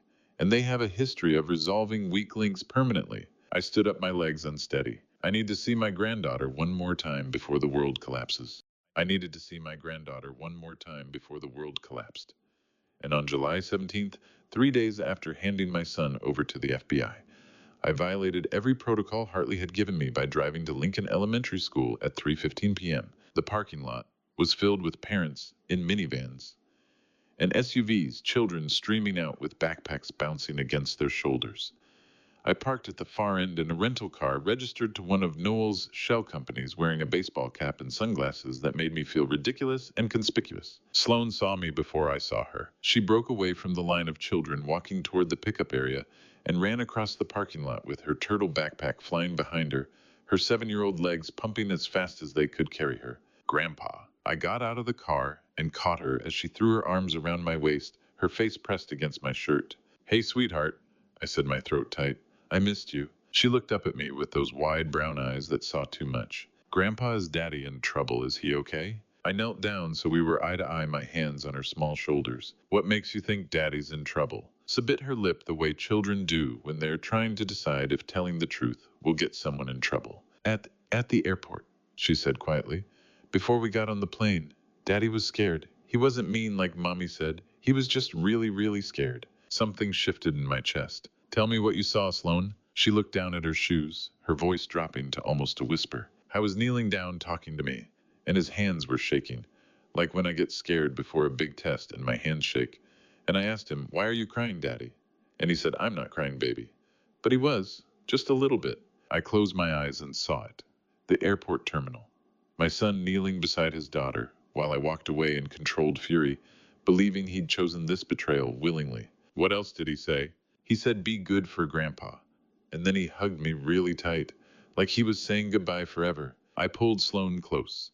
Her small body pressed against mine and felt 14 days of rage and calculation crack into something raw.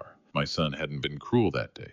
He'd been terrified. Sloane pulled back and looked at me with those innocent eyes that saw everything adults tried to hide. Is Daddy going to be okay? I'm going to make sure he is, I said. I promise. Rachel Foster, her summer school teacher, a young woman Sloane had mentioned once with the uncomplicated admiration children reserve for teachers who notice them, approached with professional concern. Mr. Townsend, is everything all right? Sloane's mother usually picks her up. Family emergency, I said, standing. I'm on the approved pickup list. She nodded, but her eyes said she'd be documenting this conversation later. I drove Sloane back to the motel where Soleil and Wilder were staying, one of those extended stay places with weekly rates and broken ice machines. Soleil's rental car was gone. Wilder's borrowed vehicle sat alone in the lot. I walked Sloane to the door and watched her go inside her turtle backpack, disappearing into a room that smelled like stale coffee and desperation. Then I drove back to the safe house and waited for Noel's call. It came at 11:00 p.m. on July 19th. We have a problem, Noel said without preamble. FBI intercept from 72 hours ago, Lillian Finch to an unidentified contact. He sent me the transcript while we were still on the phone. I opened it on my laptop, my hands steady despite what I knew was coming. FBI electronic surveillance intercept. Date July 16, 2023. Time 14:40 AM CST. Subject Finch. Lillian target Alpha. Contact unknown male voice. Encrypted VoIP. Transcript translated from native dialect. Finch, the contract is active. 3-week window for completion. Unknown target location confirmed. Finch, Chicago. Residential coordinates transmitted separately. 75,000 upon confirmation. No partial payment for delays. Unknown standard protocols. Finch clean. No witnesses. Stage as random violence if possible. The subject has debts and enemies, make it look natural. Unknown understood timeline. Finch before August 7th. No exceptions. End intercept. I stared at the date. July 16th, 3 days ago. The target location, I said, do we know it? Wilder's current address. The extended stay motel. So somewhere in Chicago right now, there's a professional watching my son. Correct. And the FBI raid is scheduled for when? Day 35, August 4th, 17 days from now. 17 days. The murder contract had a 3-week window starting July 16th, which meant the deadline was August 7th, 3 days after the FBI planned to move. They're going to kill him before you can arrest them, I said. Noel was quiet for a moment. Hartley is aware. He's trying to accelerate the warrant timeline, but federal judges don't rush Title III wiretap authorizations. There are constitutional procedures. Constitutional procedures, I repeated, while my son has a $75,000 contract on his head. Vernon, can you protect him? Can you put surveillance on him 24/7 without him knowing? We have limited resources. The FBI won't commit protective detail without his cooperation, and if we approach him now, we risk spooking the entire network. They'll scatter, destroy evidence, and we lose everything. But he'll be alive. Maybe. Or maybe they move the contract to you instead. Or to Sloane. I stood and walked to the safe house window, looking out at the anonymous Chicago street. How long do I have to decide? You don't, Noel said, because there's no decision to make. If you intervene now, you destroy the federal case. Hartley made that very clear. And if I don't intervene, my son dies. Noel didn't answer because there was no answer that made both things true. I looked at the intercept timestamp again. July 16th, 2:47 p.m., 72 hours ago. Somewhere in Chicago, right now, a professional was watching my son, studying his patterns, identifying the moment, waiting for the green light that could come today, tomorrow, or 17 days from now, when federal agents finally kicked down doors. The FBI wouldn't move for 16 more days, but the bullet could come tonight. I walk into the FBI field office on July 20th, carrying the proof that will destroy my daughter and save my son. The choice had been impossible until I made it. Federal case or Wilder's life, legal justice or immediate intervention. In the end, there was no choice at all. He was still my son, and I would burn every bridge I'd built if that's what it took to keep him breathing. Special Agent Kristen Daly met us in a 14th floor conference room with floor-to-ceiling windows overlooking the Chicago skyline. She was a veteran FBI financial crimes investigator, with 15 years prosecuting organized fraud cases. Sharp eyes, no nonsense, demeanor, the kind of federal agent who'd seen every variation of human greed the system produces. I set the 8-month dossier on the conference table. Surveillance photographs, offshore account structures, 14 months of fraudulent logistics manifests, the murder for hire contract with my son's signature, and separate from everything else.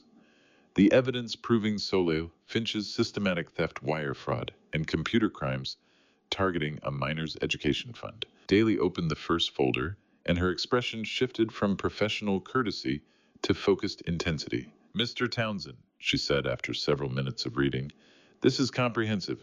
Federal wire fraud, money laundering, RICO conspiracy, murder for hire under 18 U.S.C. 1958. The raid is scheduled for day 35, I said, August 4th. But there's a murder contract active right now with a 3-week execution window.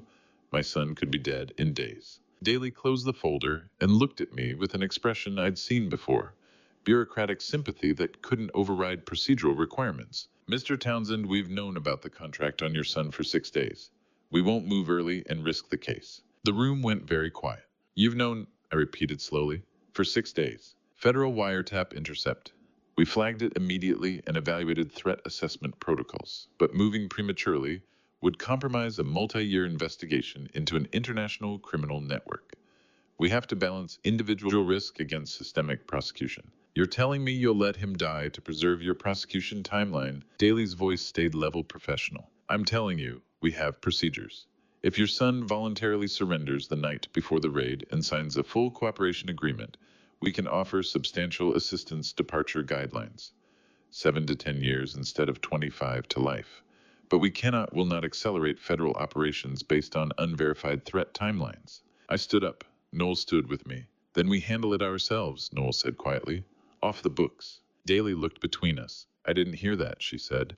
And whatever you do, Mr. Townsend, if it compromises our investigation, I will prosecute you alongside everyone else. I walked out of that FBI building knowing I'd crossed a line I could never uncross. I just handed my daughter-in-law over to the federal government, and they'd handed my son back to me with a countdown clock and best wishes. I built a logistics empire moving freight across 18 states, and now I'm begging strangers to save my son from a bullet I can't see coming. Glen Irvine's industrial salvage yard sat on 3 acres of Southside Chicago wasteland, surrounded by chain-link fence topped with razor wire.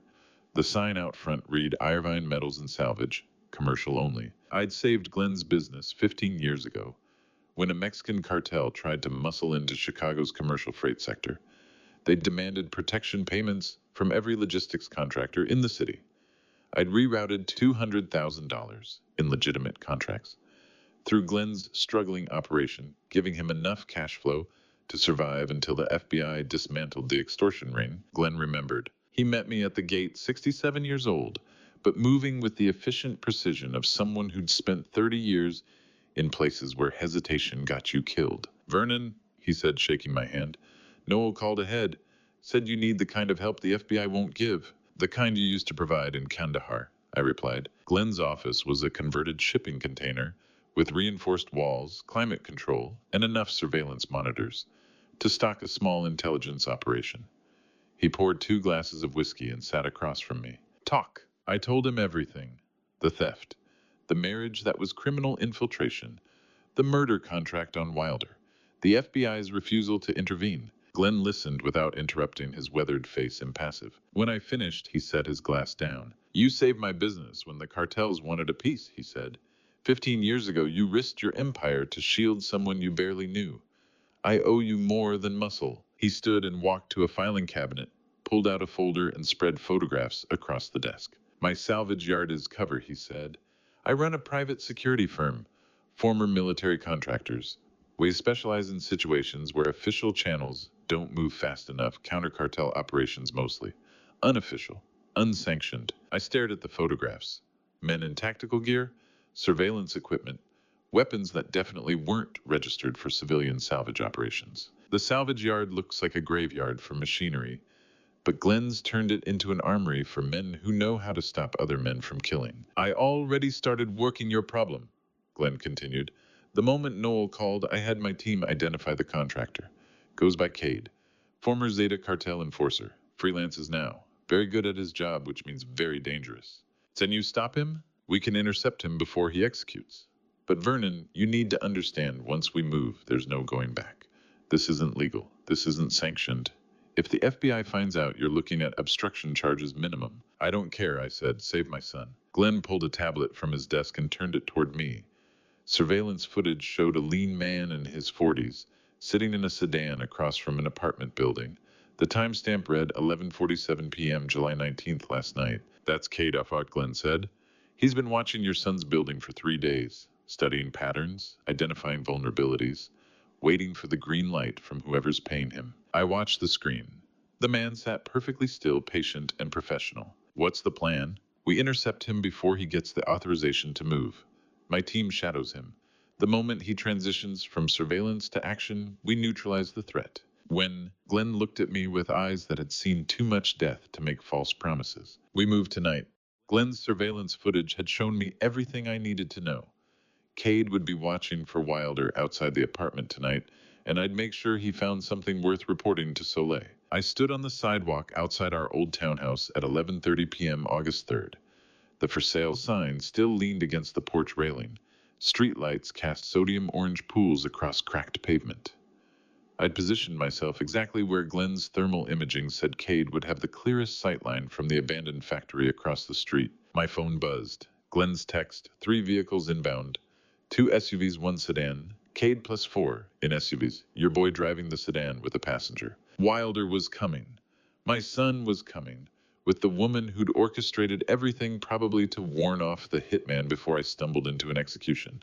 The irony tasted like copper. The first SUV rolled past slowly, windows tinted black. Professional. I kept my hands visible, my posture relaxed.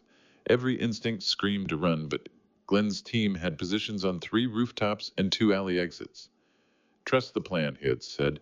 You're the cheese. Let the rats come. The sedan appeared at the corner, Wilder's BMW, the one I'd co-signed for when he made junior partner. It stopped 20 yards away.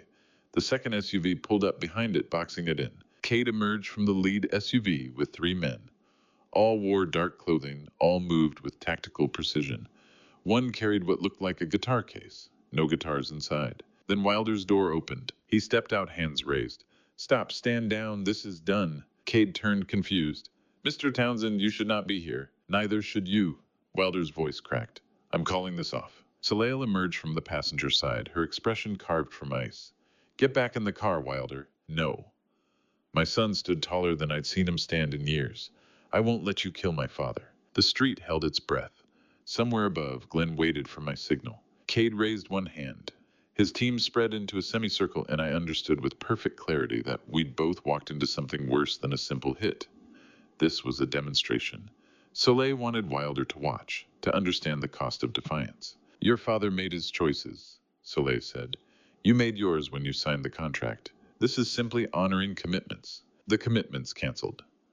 Wilder stepped between Cade and me, 30 feet of asphalt separating father and son for the first time in 8 months. I'll pay whatever penalty you want, but he lives. How do you measure the weight of a moment? How do you quantify the exact second when everything you believed about someone shatters and reforms into something new? I'd spent 8 months thinking my son had chosen greed over family. Now he stood in a kill zone, offering himself as a shield. Soleil laughed, the sound like breaking glass.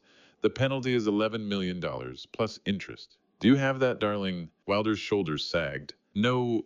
She stepped closer to him. Then step aside and let professionals work. Cade's team advanced. The one with the guitar case knelt, opening it. I touched my earbud twice. Glenn's signal. The night erupted. Floodlights blazed from 3 rooftops, turning darkness into noon. Glenn's voice boomed through a megaphone. Federal contractors authorized under Title 10, USC weapons on the ground, hands visible. Cade's team scattered, but Glenn's men were faster. 8 ex-military operators in tactical gear emerged from positions I hadn't even known existed. The guitar case clattered across pavement, spilling what looked like disassembled rifle components. 30 seconds. That's all it took to neutralize 4 armed men. Glenn's team moved like water flowing around resistance, applying exactly enough force to overwhelm without killing. Zip ties.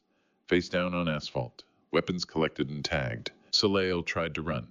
A female operator caught her before she'd taken 3 steps, pinning her against the BMW with professional courtesy and absolute certainty. Then it was just Wilder and me standing in the street where I'd taught him to ride a bicycle 28 years ago. He looked smaller, somehow diminished by the weight of whatever he'd been carrying. His suit was rumpled, his tie askew. Dark circles under his eyes suggested weeks of poor sleep. Dad, he said. Just that one word, and his voice broke around it. I crossed the distance between us. 20 feet. 10. 5. Close enough to see tears tracking down his face. I'm sorry. He was sobbing now, 32 years old, and crying like the boy who'd fallen off that bicycle. I'm so sorry. She said she'd kill Sloane. She showed me pictures of her at school at the playground with a man following her. She said if I didn't sign the contract, if I didn't help empty your accounts, she'd make it look like an accident. A car. A drowning. Something no one could trace. The fury I'd carried for 8 months crumbled. Soleil hadn't just infiltrated my family. She'd held my granddaughter hostage from the beginning. Why didn't you tell me? I asked. She had my phone tapped. My office bugged. If I'd warned you, if I'd contacted police, she'd know within minutes. The only way to keep Sloane alive was to make you hate me. To make you think I'd betrayed you willingly. So you'd stay away. So she couldn't use you against me the way she used Sloane against Ade. Glenn approached, his expression grim. We have a problem. Wilder's face went white. No, you said you'd wait. You said the FBI raids wouldn't happen until... We haven't raided anyone. Glenn showed us his phone, a video message. Sloane, my 7-year-old granddaughter, sitting in a bare room with concrete walls. A man's voice off camera. You have 48 hours. If FBI enters any Delacroix property, if any arrests are made, the girl dies. Instructions to follow. Wilder collapsed against the BMW, his legs giving out. They took her. This morning. Her mother called me screaming. I thought Soleil would release her after tonight, after you were... He couldn't finish the sentence. I knelt beside my son while Glenn's team loaded 5 criminals into transport vehicles. Somewhere in this city, my granddaughter sat in a concrete room, her life hanging on decisions I'd make in the next 48 hours. The trap had closed, just not the way I'd planned. Glenn's team found Sloane 40 minutes later in a South Side warehouse, guarded by 2 men who surrendered when tactical lights hit them. She was unharmed, terrified, asking for her father. Wilder held her for 10 minutes before Glenn's people took her to a safe house with armed protection. At 12:30 a.m. on August 4th, I sit across from my son and the daughter-in-law who destroyed us both, 2 manila envelopes on the table between us, like evidence at trial. The kitchen in my old townhouse is empty, no chairs except 3 folding ones. Glenn provided no appliances, nothing but bare counters, and scuffed linoleum under fluorescent light. The house Soleil sold while I was fighting for survival. Wilder looks hollowed out, his eyes red-rimmed from crying over his daughter. Soleil sits perfectly composed in a charcoal blazer and white silk blouse. Her posture straight, her expression calm. She could be attending a business meeting. I slide the first manila envelope across the table. 8 months of documentation, bank records, email forwards, travel receipts, photographs of her with the Finches in Bali and Singapore, evidence that would guarantee 20 years in federal prison. She doesn't touch it. Before you destroy me with whatever's in that envelope, she says, you should hear what I've already given the FBI. I lean back. You made a deal after stealing $12 million from your own family. I didn't steal anything. She reaches into her purse and places a matte black burner phone on the table between us. I documented everything. Wilder stares at the phone like it's a loaded weapon. Soleil taps the screen. I've had federal immunity for 6 weeks, Vernon. I contacted the FBI in mid-June and provided them with 3 months of recordings. They granted me full immunity in exchange for testimony against the Finch organization and corroborating evidence on 12 money laundering operations across Southeast Asia. The room tilts slightly. 6 weeks ago was early July, before I'd even compiled half my evidence, before I'd contacted Agent Daly, before I knew the full scope of the conspiracy. You're protected, I say slowly. Completely. She smiles, and it's the same smile she wore at our first family dinner 6 years ago. The Justice Department doesn't care about your 12 million, Vernon. They care about the Finch network moving 200 million annually through cryptocurrency exchanges and luxury real estate. I gave them access to everything: account numbers, contact lists, transfer protocols. I'm their star witness. Wilder's breathing has gone shallow. What recordings? Soleil presses play. His voice fills the kitchen, tinny through the phone's speaker, but unmistakably, his Lillian, the 4 million cleared through Bali. Account Sierra 7. My father will never trace it. He still thinks his CFO handles the Southeast Asia transfers. A woman's voice responds. Lillian Finch. I recognize it from the Singapore hotel lobby and the June tranche. Wilder's voice again. 3.2 million. Route it through the Ho Chi Minh shell companies like we discussed. Dad trusts me with everything: route changes, banking codes, client contracts. He'll never see it coming. The recording date stamp says June 14th, 2023. Soleil stops playback. I have 96 hours of conversations. Wilder coordinating transfers. Wilder confirming account access. Wilder discussing logistics with the Finches, while you were signing over power of attorney Vernon because you trusted your son. You recorded me. Wilder's voice breaks. While you were threatening to kill our daughter if I didn't cooperate, Tot. The Finches threatened, Sloane, Soleil corrects. I just made sure you'd go down for it instead of me. Audio transcript fragment, June 14, 2023. Wilder Townsend. Dad trusts me with everything: route changes, banking codes, client contracts. He'll never see it coming. Lillian Finch. And when he discovers the missing funds, Wilder Townsend. He'll suspect external fraud first. By the time he looks at family, we'll have moved everything offshore. I watch my son's face as he hears his own words played back. This is what prosecutors will present to a grand jury. Not context, not coercion. Just cold recordings of a man discussing his father's financial destruction. You wore a wire, Wilder whispers. In our home, in our bed, while I was crying about what they'd do to Sloane if I didn't cooperate. I wore a phone with a recording app. Soleil's tone remains clinical. The FBI doesn't care why you did it, Wilder. They care that you did it. I have you on 96 separate recordings, coordinating 12 million in asset transfers. I gave them everything they needed to prosecute the Finches and everyone who worked with them, including your own husband, I say. She meets my eyes, especially my husband.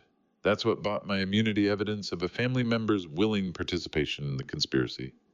The FBI wanted proof the theft wasn't just external fraud. I gave them Wilder. The fluorescent light hums. Outside, a car alarm goes off 3 blocks away. Wilder slumps forward, elbows on the table, face in his hands. You planned this from the beginning.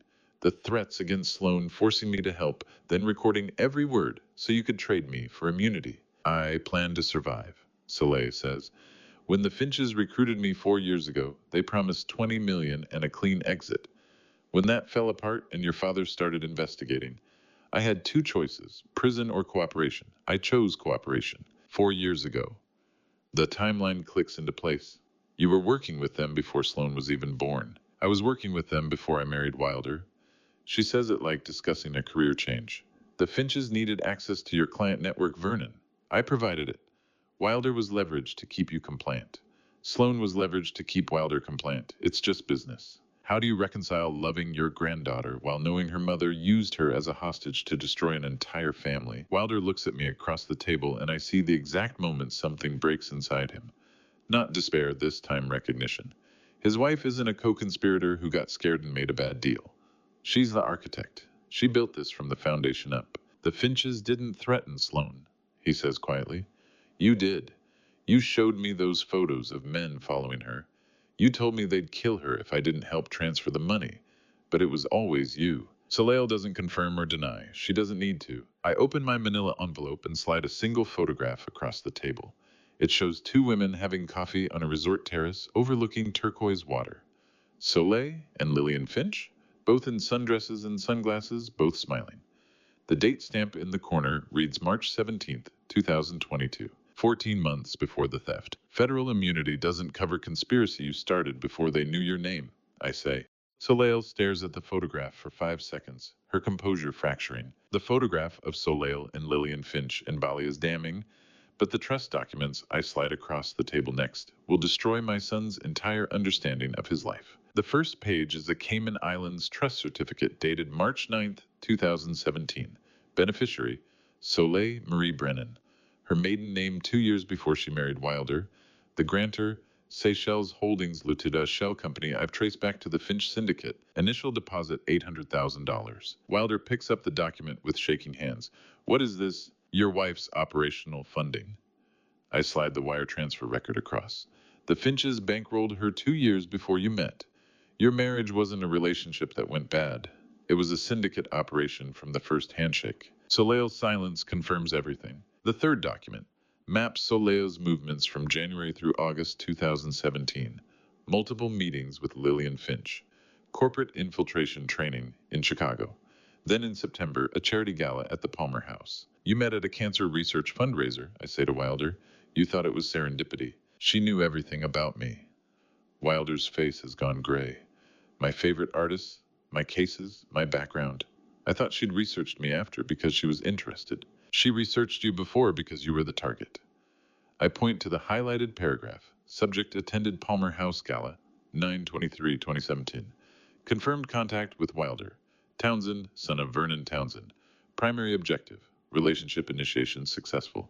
The Finches needed access to my logistics network. You were the door. Soleil speaks, her voice cold. You can't prove the gala was staged. I can prove you were funded by the people who staged it.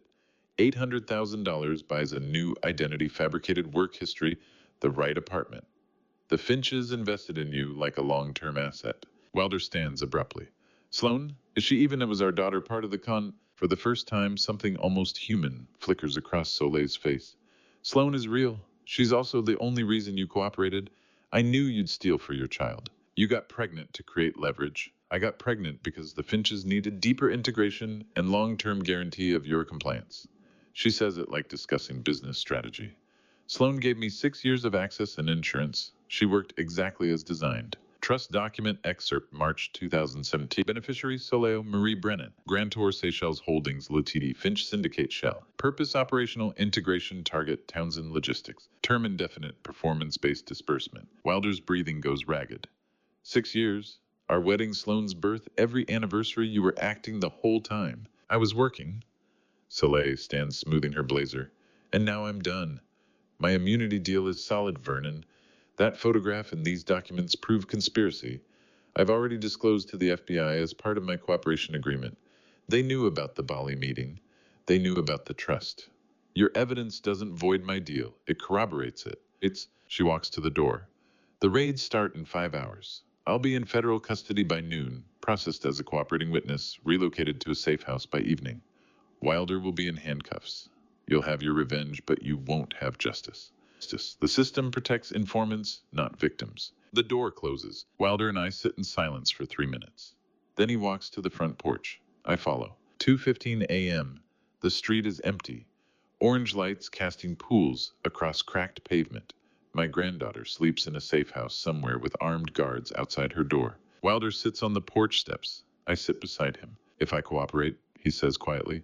What happens to Sloane? She's 7. She didn't choose her mother. I'll raise her. Like I should have raised you better. You raised me fine. I made my own choices. Bad ones. You made coerced choices under death threats. That's different. The FBI won't see it that way. I'm on 96 recordings coordinating transfers. Soleil's going to testify I was willing. Then you need your own deal. I pull out my phone and find Agent Daly's direct line.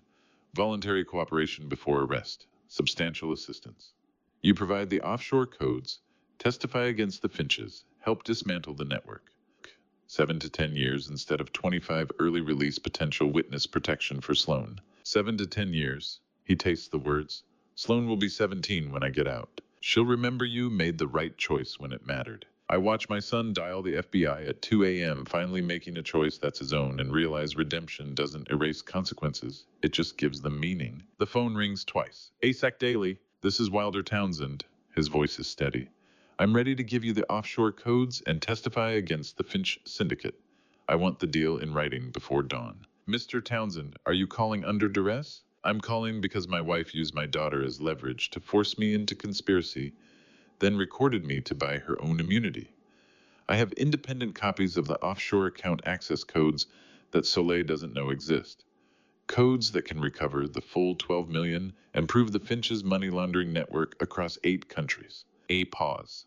If you're offering full cooperation, including offshore codes and testimony, I can have immunity, paperwork, and witness protection for your daughter ready by 5 a.m. But there's something you need to know about the raid timeline. It's been moved up. Wilder glances at me. How far up? We go in 90 minutes. Wilder spent 4 hours at FBI headquarters, transferring offshore account codes, while federal prosecutors drafted cooperation agreements.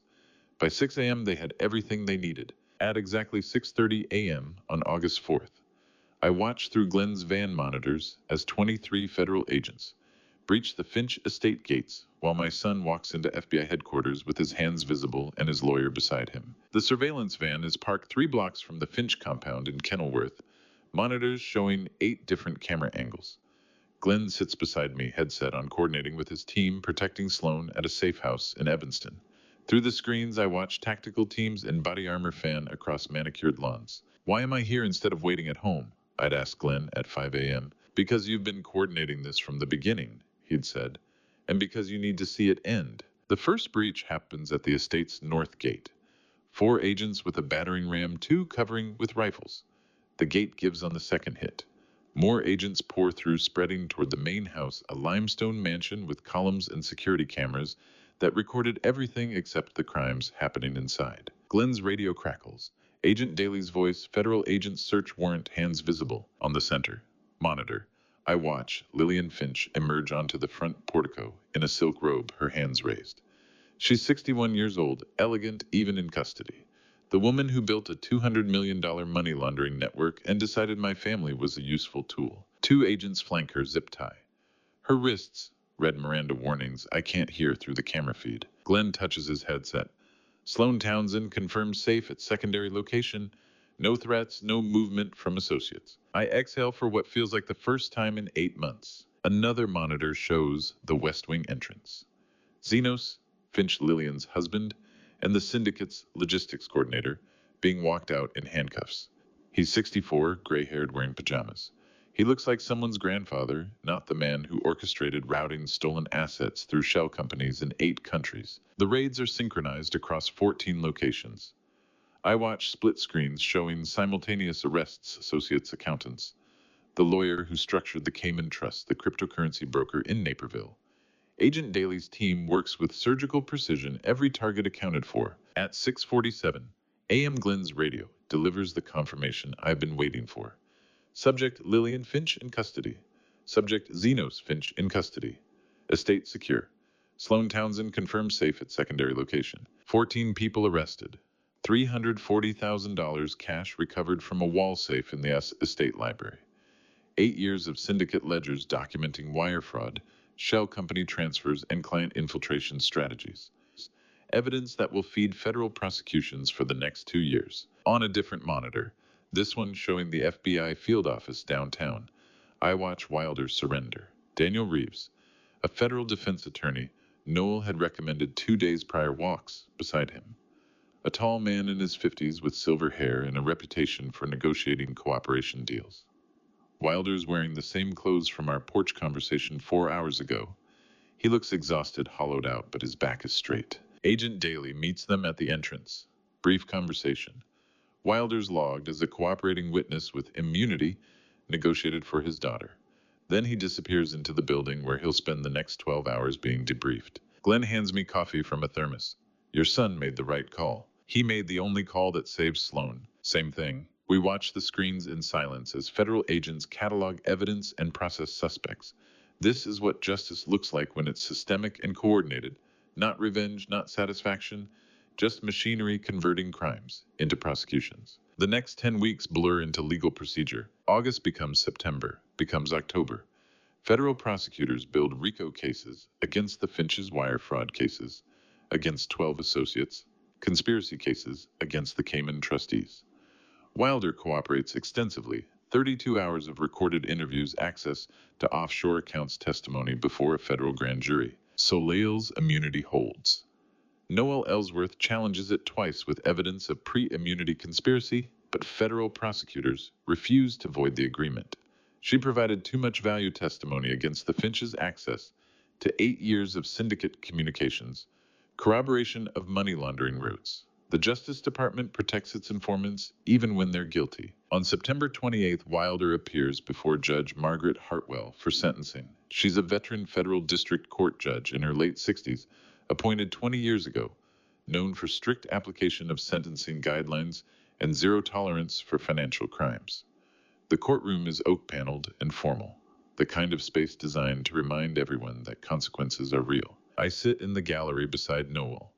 Wilder stands at the defense table in a navy suit, hands clasped. Judge Hartwell reviews the cooperation agreement, the substantial assistance letter from prosecutors, the presentence investigation report. Then she speaks. Mr. Wilder, Townsend, your cooperation with federal authorities is noted and weighed appropriately. You have provided substantial assistance in dismantling a criminal organization responsible for significant financial harm. However, your participation in conspiracy to commit wire fraud, your coordination of asset transfers totaling $12 million, and your exploitation of family trust cannot be dismissed. She pauses. 84 months federal custody, credit for acceptance of responsibility, eligible for early release at 60 months with good conduct. 7 years, 5 years minimum. Sloane will be 12 when her father is released, possibly 14. The Finches receive harsher sentences. Lillian, 22 years. Zenos, 19 years. RICO, enhancements, leadership roles, scope of the conspiracy. They'll both die in federal prison. In a separate hearings on October 10th, federal prosecutors charged the college fund theft as computer fraud, targeting a minor's financial account. Mandatory restitution, $340,000, to be paid to Sloane Townsend's trust account from recovered assets. It's the only money I'll see from the wreckage. Federal sentencing guidelines treat betrayal like mathematics.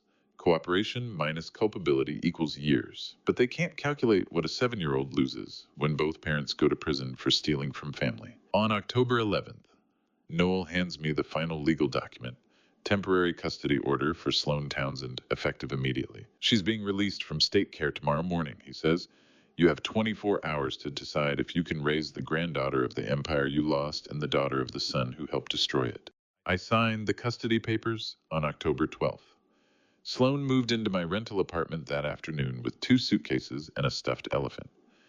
3 weeks later, I'm sitting in a federal detention center. On November 5th, 68 days, after my son helped steal everything I'd built, I sit across from him in a federal detention visiting room and wait for him to speak first. The room is institutional beige with bolted-down furniture and cameras in 3 corners, 10 tables arranged in rows, each with 2 chairs facing each other.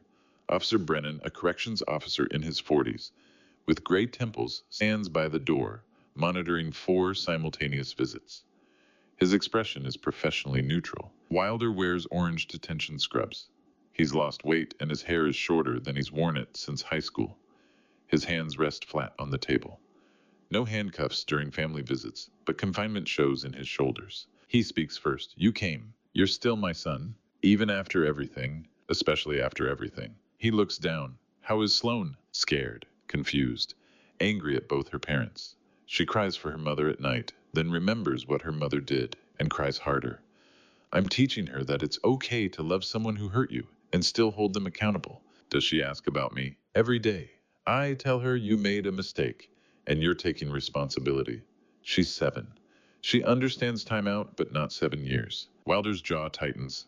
What will you tell her when she's older? The truth. That her mother was a criminal who used her as leverage. That you were coerced and made terrible choices under threat. That you eventually chose accountability over escape. That consequences are real, but redemption is possible. Will she believe the redemption part? Depends on whether you earn it. Silence stretches. At the next table, a woman cries while talking to a man in orange. Officer Brennan shifts but doesn't intervene. Wilder breaks first. You could have let them arrest me at the townhouse. The FBI had everything they needed. Why did you give me the choice on the porch? For Sloane. So when she's old enough to ask what kind of man her father is, I can tell her you chose to walk toward the truth instead of being dragged from darkness. It's a small distinction, but it's the only one that matters. I don't deserve that distinction. No. But Sloane deserves a father who made at least one right choice. I'm giving you the narrative that helps her, not the one that punishes you. He nods. I was weak. Soleil threatened Sloane, and I folded completely. No fight, no defiance, just immediate compliance. You were weak. I agree. And I was absent. I built an empire and assumed you'd understand the values without me teaching them. I gave you access to everything and trust in nothing. Soleil found the gap I created. You're not responsible for my choices. I'm responsible for the man you became before you made them. The visiting room is all hard surfaces and monitored silences, designed to prevent comfort, which makes it the perfect place for a conversation that should hurt. Wilder meets my eyes. I signed the cooperation agreement because you showed me there was a path that didn't end in total darkness. But I'm still going to prison for 7 years. I still destroyed my relationship with my daughter. I still participated in stealing from you. Yes, and you still visit. I already accepted temporary custody of Sloane. That happened 3 weeks ago. I'm not here to reconcile for my sake, Wilder. I'm here to ask your permission to tell her the complete truth about both her parents when she's ready. The conspiracy, the threats, your cooperation, Soleil's immunity, all of it. He stares. You want my permission? You're still her father. I won't undermine that unless you want me to. I want her to know everything. I want her to understand I wasn't evil, just cowardly, that I chose my child's safety over my father's assets, and I'd make the same choice again. That I only regret not finding a way to protect her without destroying you. Then I'll tell her exactly that. When she asks the right questions. Could be next year. Could be when she's 20. Another family at a corner table says goodbye. Officer Brennan escorts the visitor to the exit. Protocol and procedure. Wilder's voice drops. Do you think you'll ever forgive me? I don't know. I can acknowledge your coercion without absolving your choices. I can raise your daughter without forgetting you helped steal my life's work. Forgiveness isn't binary. It's a process I'm nowhere near finishing. That's fair, but I can promise you won't disappear from Sloane's life. I'll bring her to visit once per year until she's 18. If she wants to come more often as she gets older, I'll support that. He looks up sharply. Why would you promise that? Not for your sake, for hers. So she grows up knowing her father chose consequences over escape and learns that choosing accountability is possible even after catastrophic failure. Those are lessons worth a yearly drive to federal prison. My son will spend the next 7 to 10 years in a cell. And somehow that's easier to accept than the fact that I spent his entire childhood building an empire instead of knowing him. Thank you, Wilder says quietly, for not giving up on me completely. I'm not sure what I'm giving up or keeping. I'm just trying to be the grandfather Sloane needs while acknowledging you're still her father. Everything else is complicated. Officer Brennan signals 5 minutes remaining. Wilder reaches into his pocket and pulls out a folded piece of paper. He slides it across the table. I wrote this for Sloane. Don't give it to her until she asks why I did it. Could be next year, could be when she's 20. But when she asks, she deserves my answer in my words. I take the letter without unfolding it. The paper is thin, institutional, covered in Wilder's precise handwriting. I won't read it, I say. Good, it's not for you. Officer Brennan approaches. Time, gentlemen. I stand. Wilder remains seated protocol. I pocket the letter and walk toward the exit without looking back. I store Wilder's letter for Sloane in my desk drawer that night, next to an envelope I've kept sealed for 22 years. 2 letters, 2 generations, 2 truths waiting. The yellowed envelope has been sealed in my desk drawer for 22 years. And the morning after visiting my son in detention, I finally open it to show him what I've always known. My study is small. Now a rented apartment, second-hand desk, a window overlooking an alley. But the envelope is the same one I sealed in August 2001, addressed to myself, private. I break the seal. Inside 3 pages, from Northwestern Memorial Hospital's laboratory services. Patient intake forms from Wilder's emergency appendectomy when he was 10. Blood typing. Pre-surgical workup. And then because I'd asked for absolute certainty about transfusion compatibility, a paternity analysis. I'd told myself it was medical prudence. I'd lied. The truth was, I'd suspected for years. Wilder had my late wife's eyes, but nothing of my build or coloring. Small doubts accumulating into questions I was too afraid to ask while she was alive.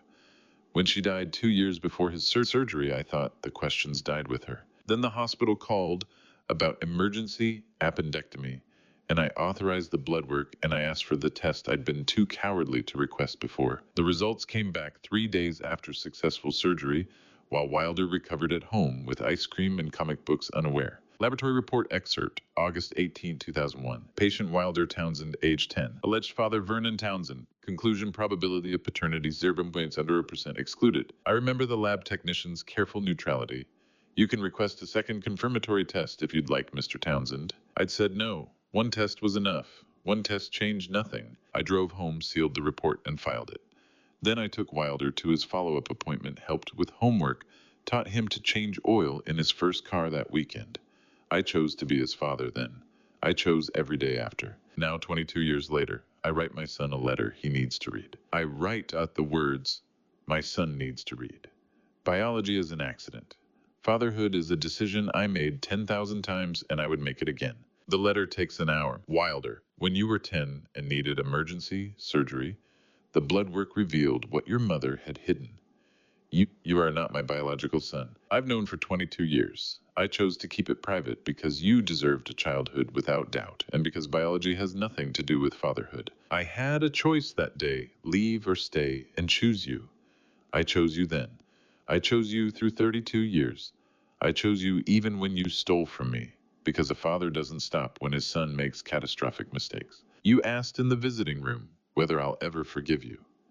I asked myself a harder question 22 years ago. Could I forgive your mother's deception and still raise you as mine? The answer was yes, because you were never responsible for your birth, only for the man you chose to become. I'm telling you this because you need to understand the last 22 years weren't obligation. They were choice. Every day I chose to be your father. When you were weak and Soleil exploited it, when you destroyed what I built, when you chose accountability on that porch, through all of it, I kept choosing. That's what I want you to teach Sloane. Not that family is blood, but that family is the choice we make to love someone even when it costs everything. You're my son because I decided you were, and I decided again today. I'll see you next month. I'm bringing Sloane when she's ready. Your father, Vernon. I fold the letter around the laboratory report and seal both in a new envelope. The old envelope goes in the trash. 3 days later, Officer Brennan delivers my letter to Wilder's detention cell during mail call. I'm not there to see him open it, but I imagine the recognition of my handwriting confusion about why I'm writing the first lines before the laboratory report falls into his lap. I imagine him reading the report twice, checking dates, doing the math, understanding I knew before he graduated high school, before law school, before Soleil, before everything. I imagine him understanding what it means that I stayed. 4 days later, I receive his response. Dad, I've read your letter 6 times. The words don't change. You knew. For 22 years, you knew I wasn't yours biologically, and you chose me anyway. I don't know who my biological father is. I don't care. You're the man who taught me to drive, who paid for law school, who gave me the chance to choose accountability instead of just facing arrest. Biology didn't do any of that. You did. I understand now what you're teaching Sloane and what you're teaching me. Love isn't what we inherit. It's what we choose. Tell her I'm her father because I choose to be not, because biology demanded it. Teach her that love is always a choice, and that even when we fail catastrophically, we can still choose to face consequences with integrity. I chose poorly for years. I'm choosing better now, because you showed me what choosing looks like, even when it costs everything. Thank you for choosing me. For 22 years, for 32, for always. Your son Wilder. I fold his letter and place it in the desk drawer, next to the letter he wrote for Sloane. 2 letters, 2 generations, 2 lessons about chosen love. Sloane asked me that night why I'm crying. I tell her sometimes people cry when they finally put something down they've been carrying too long. She's 7. She accepts this. She climbs into my lap and falls asleep there, which is answer enough. The 2 letters stay in my desk drawer. One from Wilder to Sloane about her mother's crimes, one from Wilder to me, about chosen love. I don't need to read them again. I need to live them. 15 months after my son stole everything from me at an airport gate, I stand in my kitchen watching his 8-year-old daughter pour cereal into a bowl, and I understand that revenge would have cost me this moment. Sloane's hair is tangled from sleep. She's wearing mismatched socks and a dinosaur t-shirt. The kitchen is small. Our north side rental has one bedroom, one bath, a galley kitchen that barely fits 2 people. Nothing like the townhouse. She doesn't remember that house. This is home. Grandpa, can we plant tomatoes in spring? She asks. Like real farmers? Real farmers wake up early. Can you handle 6 a.m. watering duty? What if I wake up at 6 on weekends just for tomatoes? Then we'll plant tomatoes. She grins gap-toothed and brilliant. This is what I've built. Breakfast routines, school drop-offs with her teacher, Rachel Foster, homework at the kitchen table. Simple dinners I'm learning to cook. No empire, no logistics network, no corporate achievements. Just an old man raising his son's daughter in a rented house with a yard barely big enough for tomato plants. In March, 10 months after she moved in, Sloane brought home a crayon drawing from art class, yellow house with green garden, 2 stick figures labeled Grandpa and Me. Above the house, a red heart and home. I framed it, hung it where my corporate achievement portraits once hung in the townhouse. Awards for logistics, Executive of the Year photos with mayors and CEOs certificates recognizing empire building. Now I have a crayon drawing of a rented house. And when I look at it, I see the only achievement that matters: an 8-year-old who feels safe enough to call this place home. Crayon drawing detail, yellow house, green garden, 2 stick figures labeled Grandpa and Me, red heart above the word home in child's uneven capitals. Wilder writes once per month from federal prison. The first letters were apologies. By month 6, they changed. He started writing about teaching literacy to inmates who never learned to read, about recognizing corporate success without integrity was hollow, about small redemptions through daily choices. Last week's letter arrived 14 months into his sentence. 6 years remaining. Dad, I teach a man named Marcus to read. He's 43. Last Thursday, he read his first complete sentence.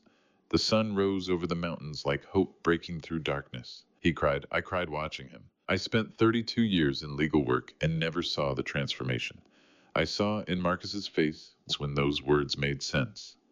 I finally understand what it means to build something that matters. Sloane turns 8 next month.